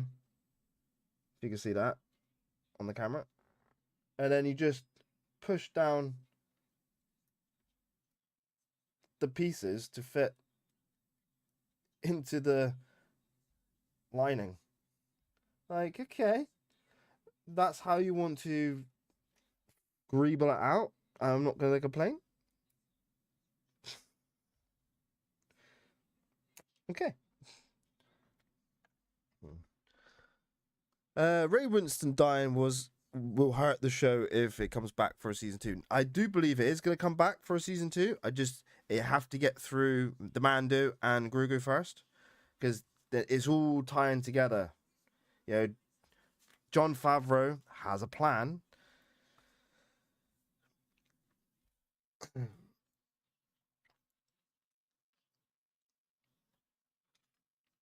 Yeah, and hopefully it will redeem, if anything can redeem the episode 789. Yeah, it will redeem it. Yeah, and that will be the canon going forward, and we'll just ignore 789 as like a fever dream. Yeah.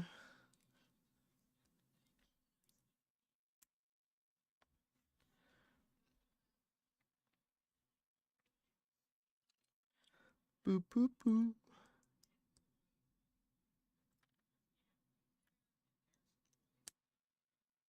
Let me gun. I had a gun.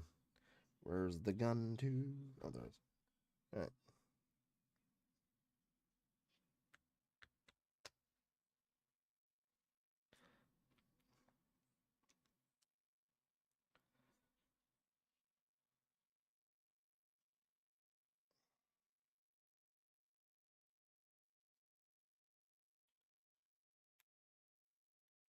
Can't go over how they've filled this in.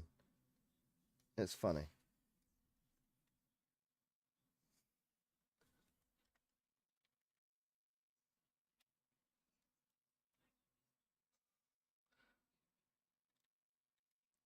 There you go. Just find it funny how they've kind of just used a gun and a sword. So the sword's here, right there, and then the gun's there, or in here, to create the greebles inside the center of the ship. But it works. I ain't arguing.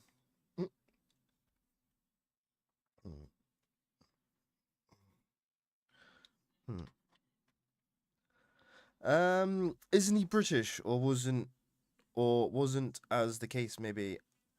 I'm not sure. I think he might have been. Yeah, I could Google it.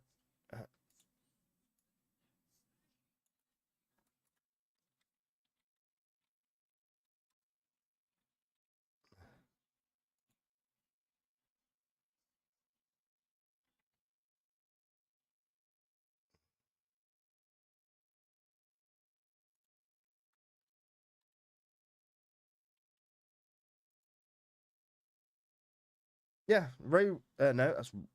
Hang on.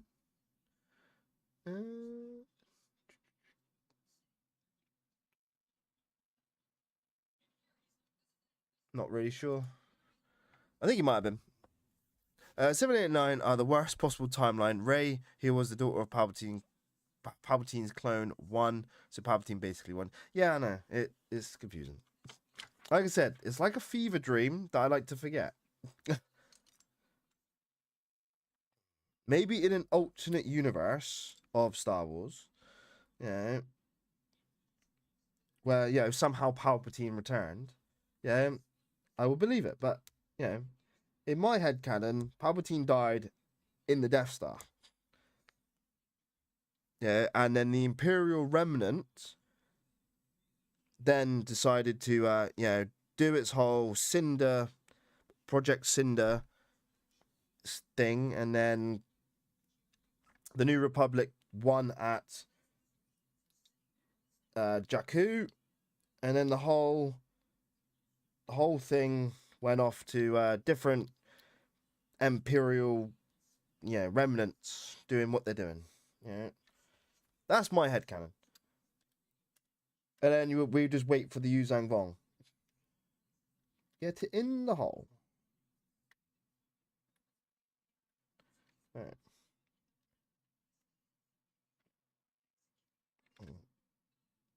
Yeah, and the whole Luke's Jedi Academy going upwards, not upwards, going down.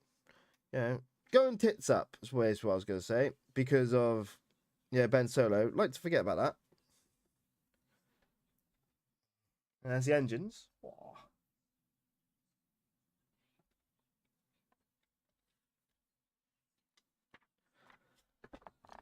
Right, now for the base plate.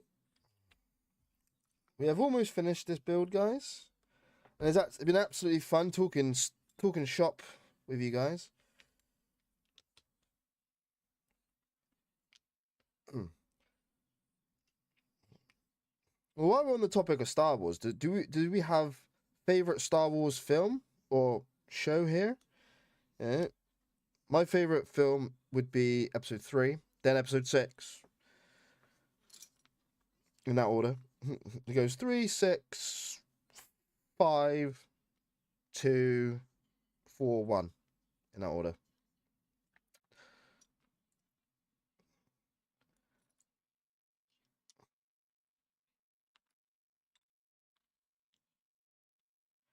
Too many black bricks. Black bricks, black mat. I can't see the pieces I want. Right.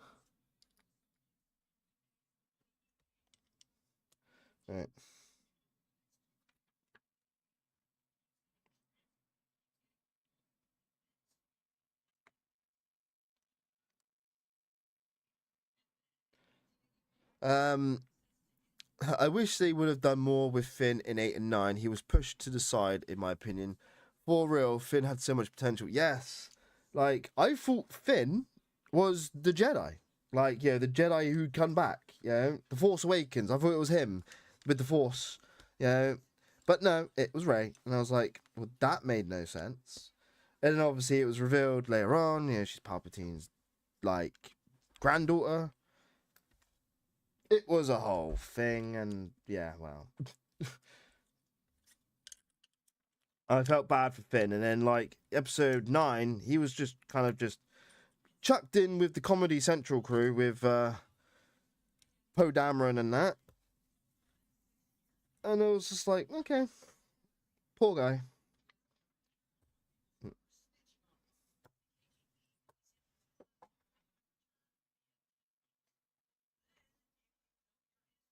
No, this one and this one.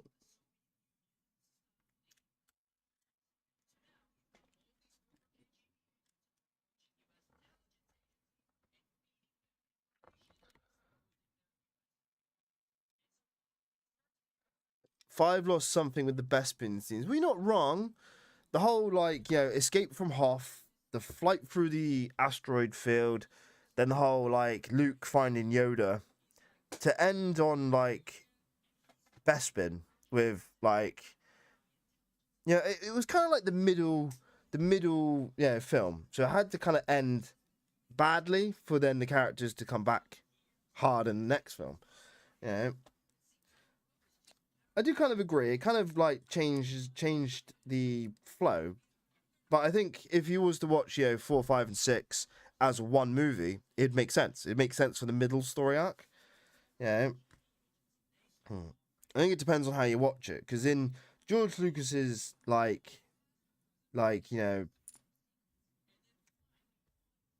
process, he wanted to do 4, 5, and 6 as one film, but it would have been way too long and cost too much money. So he broke it down to do individual films on tell the story. And not to mention, he was changing the story as well as he was writing it. So I think it made sense to him. That's the wrong piece. For me, it's 6, 4, 5, 1, 3, and 2. See, everyone loves 6. I love 6 too, but I prefer episode 3. It goes 3, 6 for me. Because I just can't get over that lightsaber battle. Yeah, the opening shot was amazing. In the film, where the two Jedi starfighters are flying over the Venators and they go fight. Awesome. Watching that in the cinema as a kid, yes, I was blown away.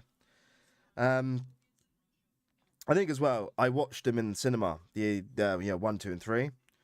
Didn't watch 4, 5, and 6 in the cinema. I was too young. I wasn't even born.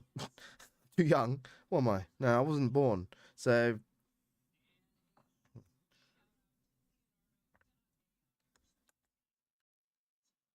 it's kind of like, I think I have the affinity for 1, 2, and 3 because I watched them in the cinema.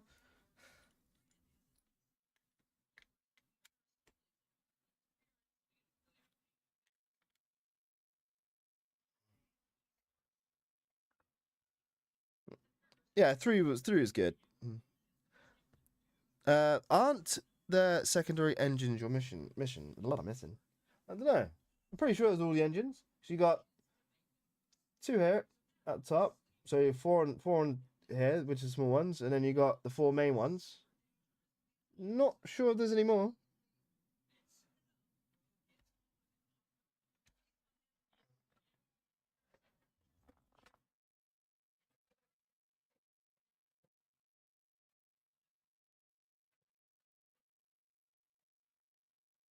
Have a look, quick. Hang on.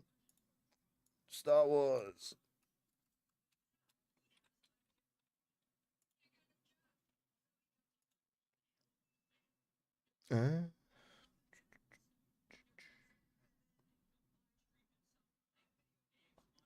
Episode 4 was the first movie you saw as a kid, and you're 60. Wow. Mm. So did you watch all of them in the cinema then?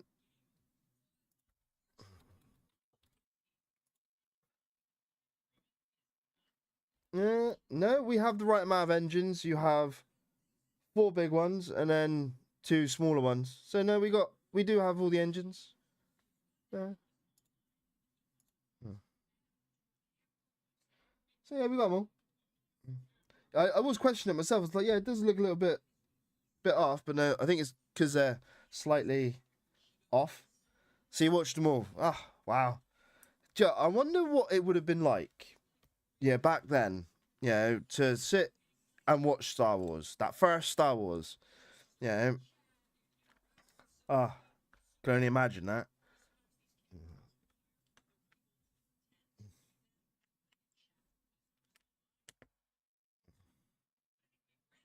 Yeah, because Star Wars kind of started it all. To be fair.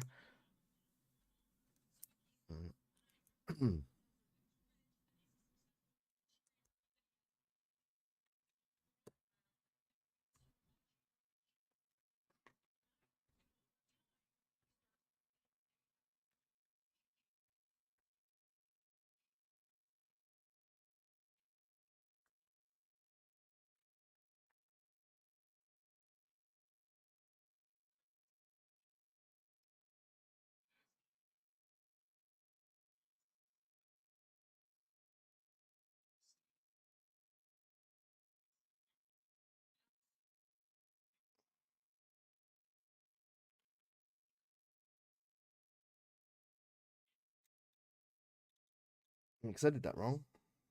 Do you? Right, there we go.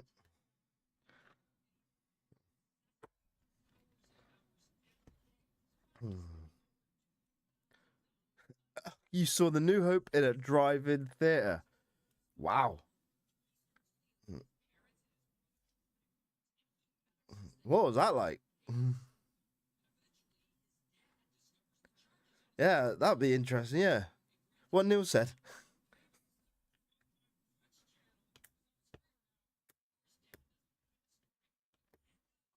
Ah, get Neil.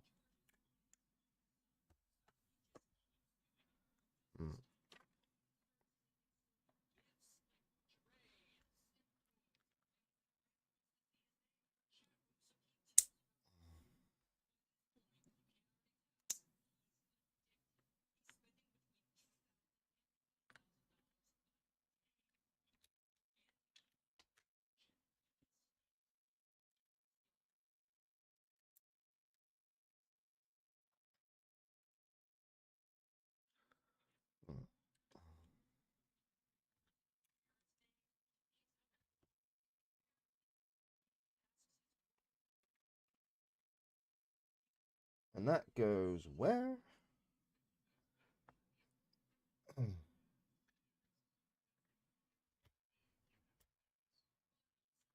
There we go, guys. We have finished the build.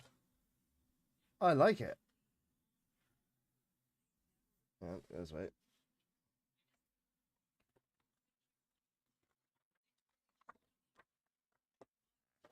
Let's grab the little acclimator I got here as well. Got a little fleet going on here. Thing as well, you can actually get home one of this scale. You can get a Star Destroyer, the Providence class droid capital ship, and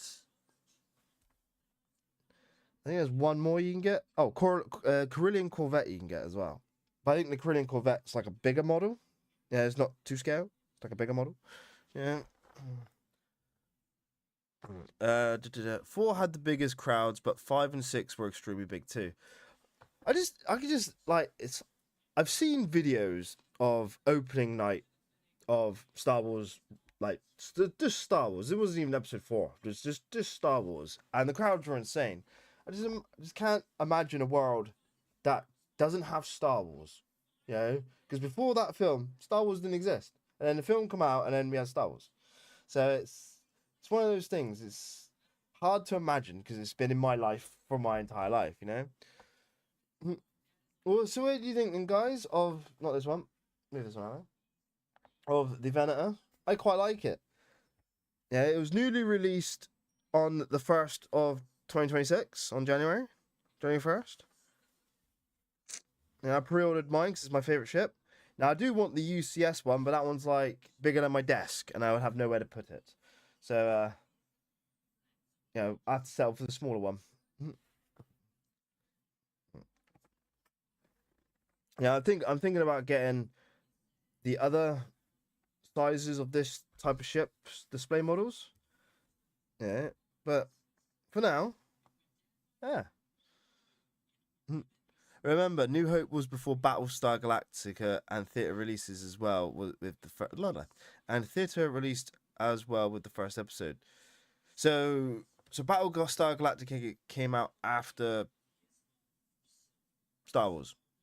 I'm just trying to think now. So because Star Wars came out after Star Trek, yeah? Because Star Trek was first, or was it the other way around?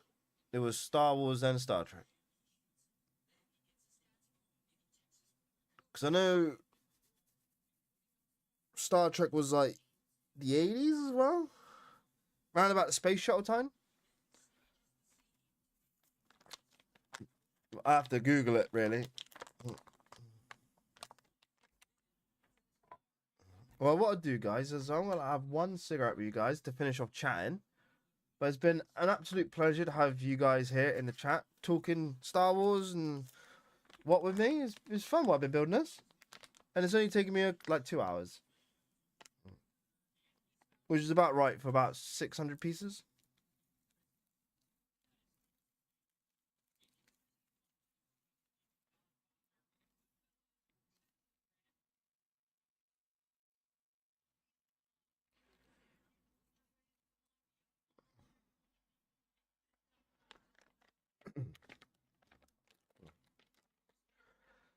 Also, to answer your question earlier about what my next like video would be for the channel, yeah, I generally I do have a list of topics that I think of or people suggest, and like with the way my brain works, I have to kind of be, how can I put it? It's not like in the mood for it, but it's like I have to be inspired to do it. You know what I mean? So like I look at a topic, I'm like, yeah, I'm not doing that. Or like, well, that's interesting. I might dive into that, and then I'll then research it, and then I'll then start the process to do the video. And generally, it's normally like a day or two before I actually decide on um the video that I decide on the video. You know, so let's say a video comes out on a Friday, it'll be on the Saturday where I've decided on the video topic, and then Monday I'll write the script after researching it on the Sunday.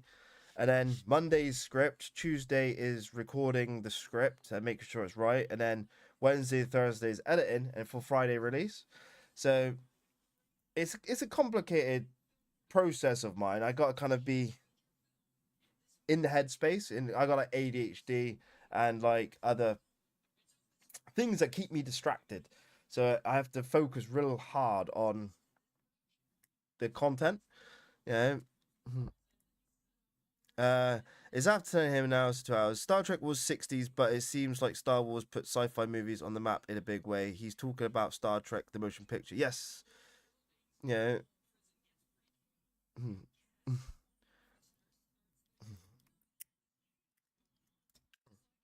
But if you guys have any video requests, or you want to dive down a rabbit hole of something particular, like the reason why I did Stargate's hyperdrive versus Star Trek's warp drive in my latest video is because that has been a massive topic I was having a conversation with. I was like, Joe, it's in my brain. I want to do a video on it. Yeah. And it was actually a very interesting kind of topic, learning and doing the math equations for Stargate, because we have no Stargate information, is pretty fun. Yeah. So Star Trek was 1979. Jesus. Well, I was born in 92, so I missed. Yeah, I've lived in a world where we've had Star Trek, Star Wars since I was born. So, like I said, imagine a world. Well, I'm sure Dragon can, but like, imagine a world where we don't have Star Wars. That's crazy. You know, it's crazy in my brain.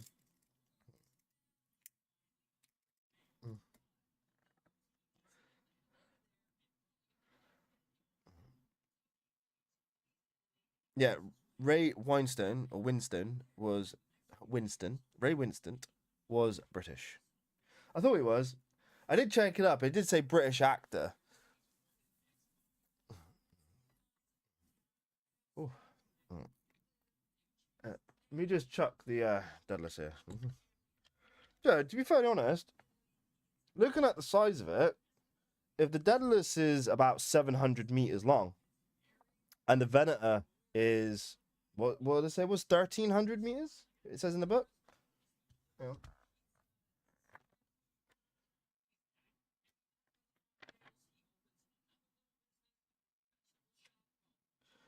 Now 1,137 meters. Yeah. Given the scale of that, I could probably see that being the right size. Doesn't seem right because the Daedalus has such a small crew complement. Yeah.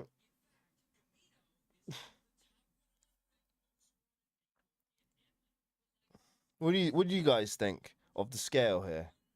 Yeah, Daedalus is on screen CGI scale is about 700 meters. The Venator's 1,137, so roughly it's about the right size next to it. Yeah, giving us like an extra 600 off, maybe a little smaller. It seems small. I thought the Venator would be bigger.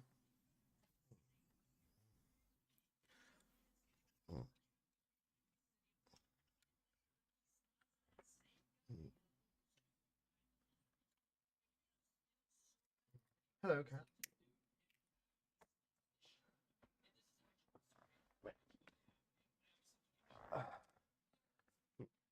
We got co-star.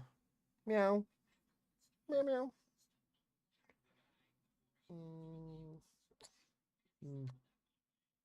Just one of the cats.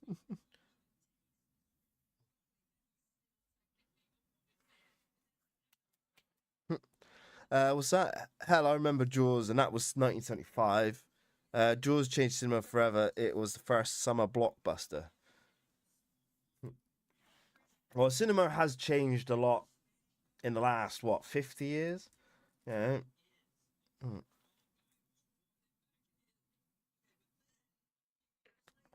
Ray Stephenson was in Ahsoka, and he was Northern Irish.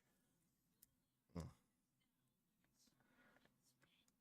Well, I just hope that if they recast him in Ahsoka season 2, they get an actor that does his performance in the season 1 justice. Yeah, because he wasn't like an evil character. He had some sense of honor. Yeah, he wasn't a like dark side. He was kind of like, I have my own path to follow, that I have to do these things to achieve it.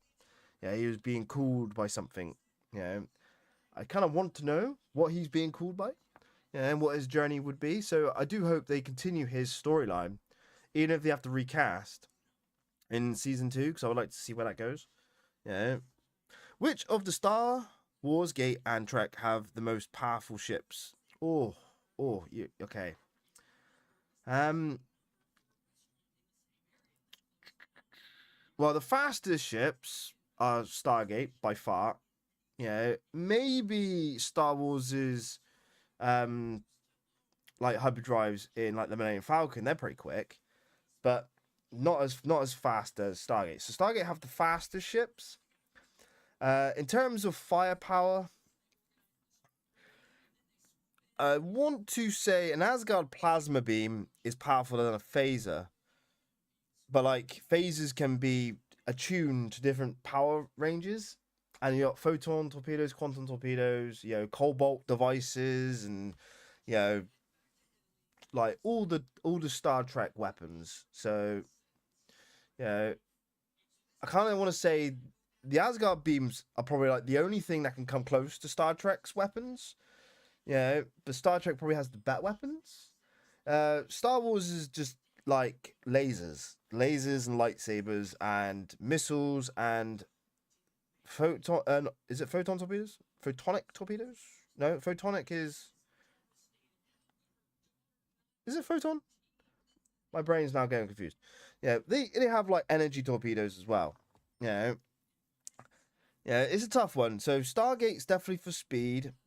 And I want to say Asgard shields are better than Star Wars shields and Star Trek shields.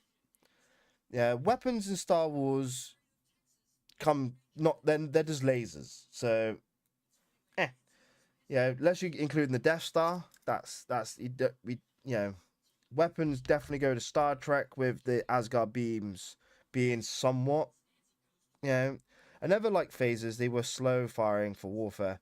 Yeah, but they were very precise. We'll have to give Star Trek's weapons the fact that they were precise.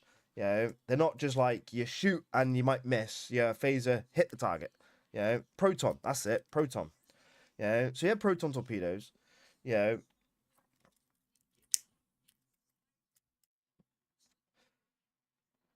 but like it's a tough one. I don't really like to compare. Like I said in my hyperdrive video, this is not a contest. And it's not who's got the better ship. But like, it's fun to make that comparison and go, oh yeah, Star Wars might have the weakest ships but the best super weapons. Agreed. Yeah, the Death Star and Star Killer Base, even though that's Episode 7, like Star Killer Base uses the entire power of a star to destroy a star system. So I've not seen anything that could do that in any sci-fi. Yeah.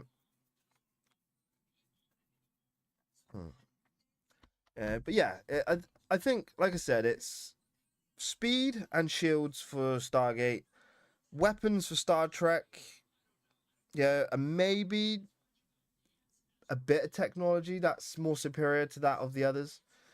And then obviously Star Wars is probably at the lower level, minus super weapons, because they use standard lasers and they broadside shot. They broadside fight.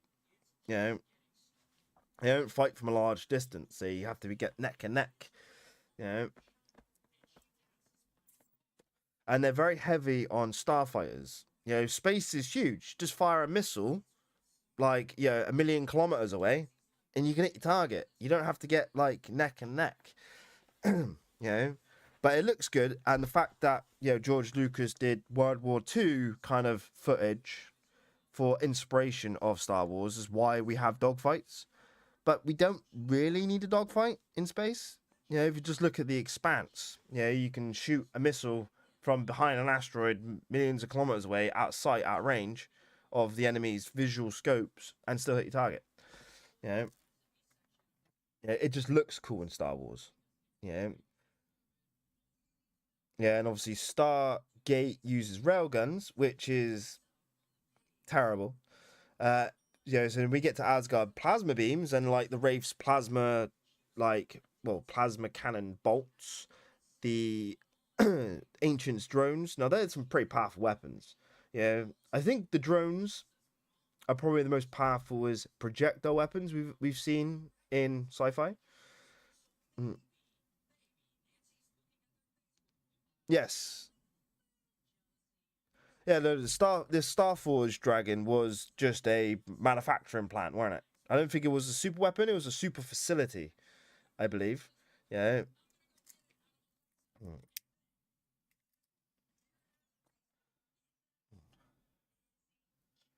Yeah, because that's why the Sith in the Old Republic had a massive fleet, didn't they? They used the Starforge, if I remember rightly. Yeah.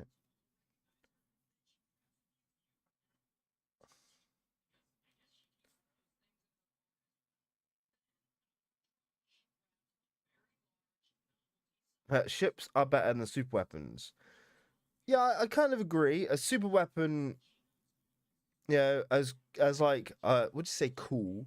But super weapons are cool to have if you're an evil empire, yeah, or as a deterrent for an invasion, I'd say. What about the galaxy gun?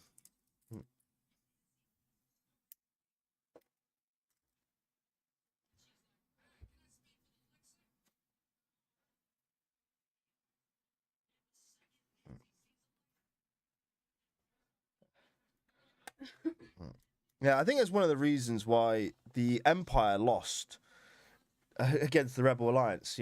Because they mass produced ships like TIE fighters, on mass, over making them quality. Whereas like Thrawn wanted to do the TIE Defender, which had shields and the hyperdrive, which would have been like an equal opponent for an X-wing.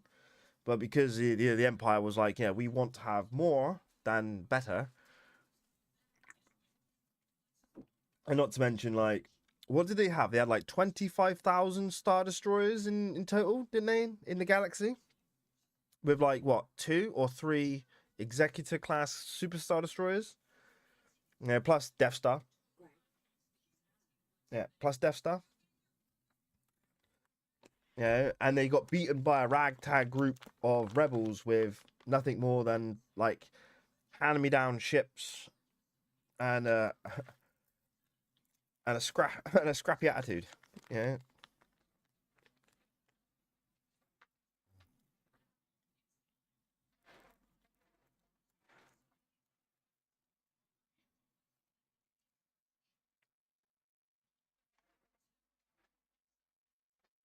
Yep.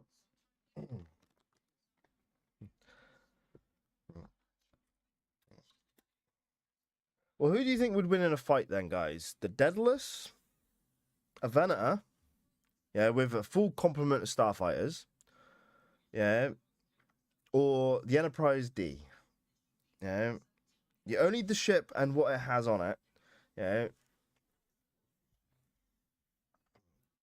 Yeah, the easy answer would be the Daedalus because this is going to be destroyed by long-range phaser fire and photon torpedoes before even it can mass get close enough for its own cannons or get fighters out. It has to stay way back and let the fighters go. Yeah, but ship-to-ship combat doesn't stand a chance. Yeah. The Enterprise and the Daedalus would dogfight a little bit, firing phasers and Asgard beams, but I think the Asgard beams would weaken the Enterprise's shields before the phasers could defeat the Asgard shields. So Daedalus would win. Yeah, that's my opinion. I'm not biased. I'm just looking at like the facts. Yeah.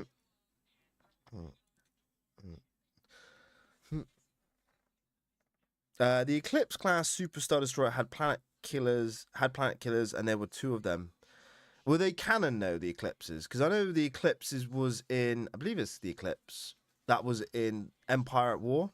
It's the one like the Forces of the Corruption expansion. It's the one you have to fight. It's got the Death Star laser right on the front of the ship. Yeah, that thing was huge. Just gonna put that up there.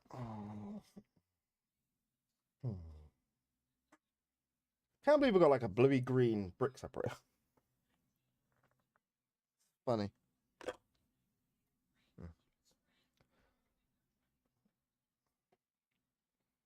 So what we'll do, we'll let you guys get. I think there were 6 to 12 Superstar Destroyers. Yeah, there wasn't that many.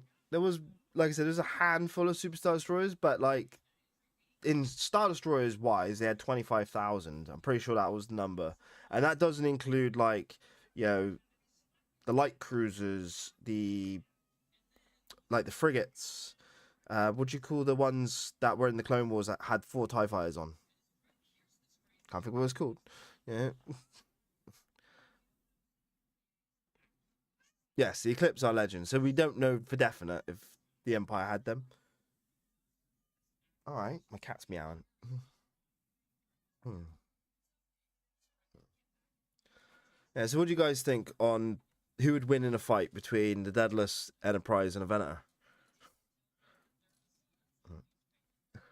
And what we'll do is we'll wrap up after that. The Gazanti. Thank you very much. God, I love you guys. You just helped me with the information. Ah, yeah. It's like it's all up here. It's in here. It just doesn't always find its way out when I need it. Yeah, if you include every support ship in Star Wars for the Empire, they probably had millions of ships.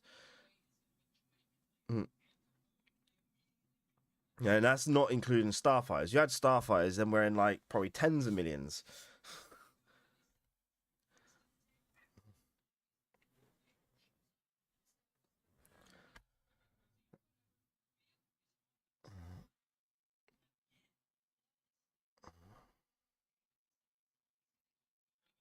That's not been a bad stream for you guys. 2.5 hours. Yeah. But we're going to be ending the stream right here. So thank you all for watching me build the Lego Venator. And Neil's got a comment. I think the Delos would take it. Enterprise D is a close second. Yes, this is my thoughts. I think it would depend on whose shields go down first. Yeah. Yeah, and the Gazanti was in season 2 of The Mandalorian. Yeah, I quite like the design of it in The Mandalorian. Yeah, it made it more realistic, like with the greebles, if you know what I mean by greebles. Yeah, because in Rebels it was kind of flat and plain with just a few panels, but like in Mandalorian they really made it look nice. Yeah, but yeah, what was I saying? Yeah, so we're gonna end the stream here, guys. It's been an absolute pleasure talking to you, Dragon and Neil, about Star Wars and just having a nice little chat while we are building this. I'll be turning this video into a time lapse for the channel, so if you want to see me, be really quick with my hands doing this build, it's been a pleasure. And I've been your host, Dr. McKay. Thank you all for watching this live stream of today's Lego build. My next video will be out next week of, I don't know yet, I'll let you guys know. Thank you everyone, and until the next stream or video, I'll catch you all then. Cheers and have a good rest of your day. Thank you, Neil and Dragon, for keeping me company. It's been a pleasure. Have a good one. Bye.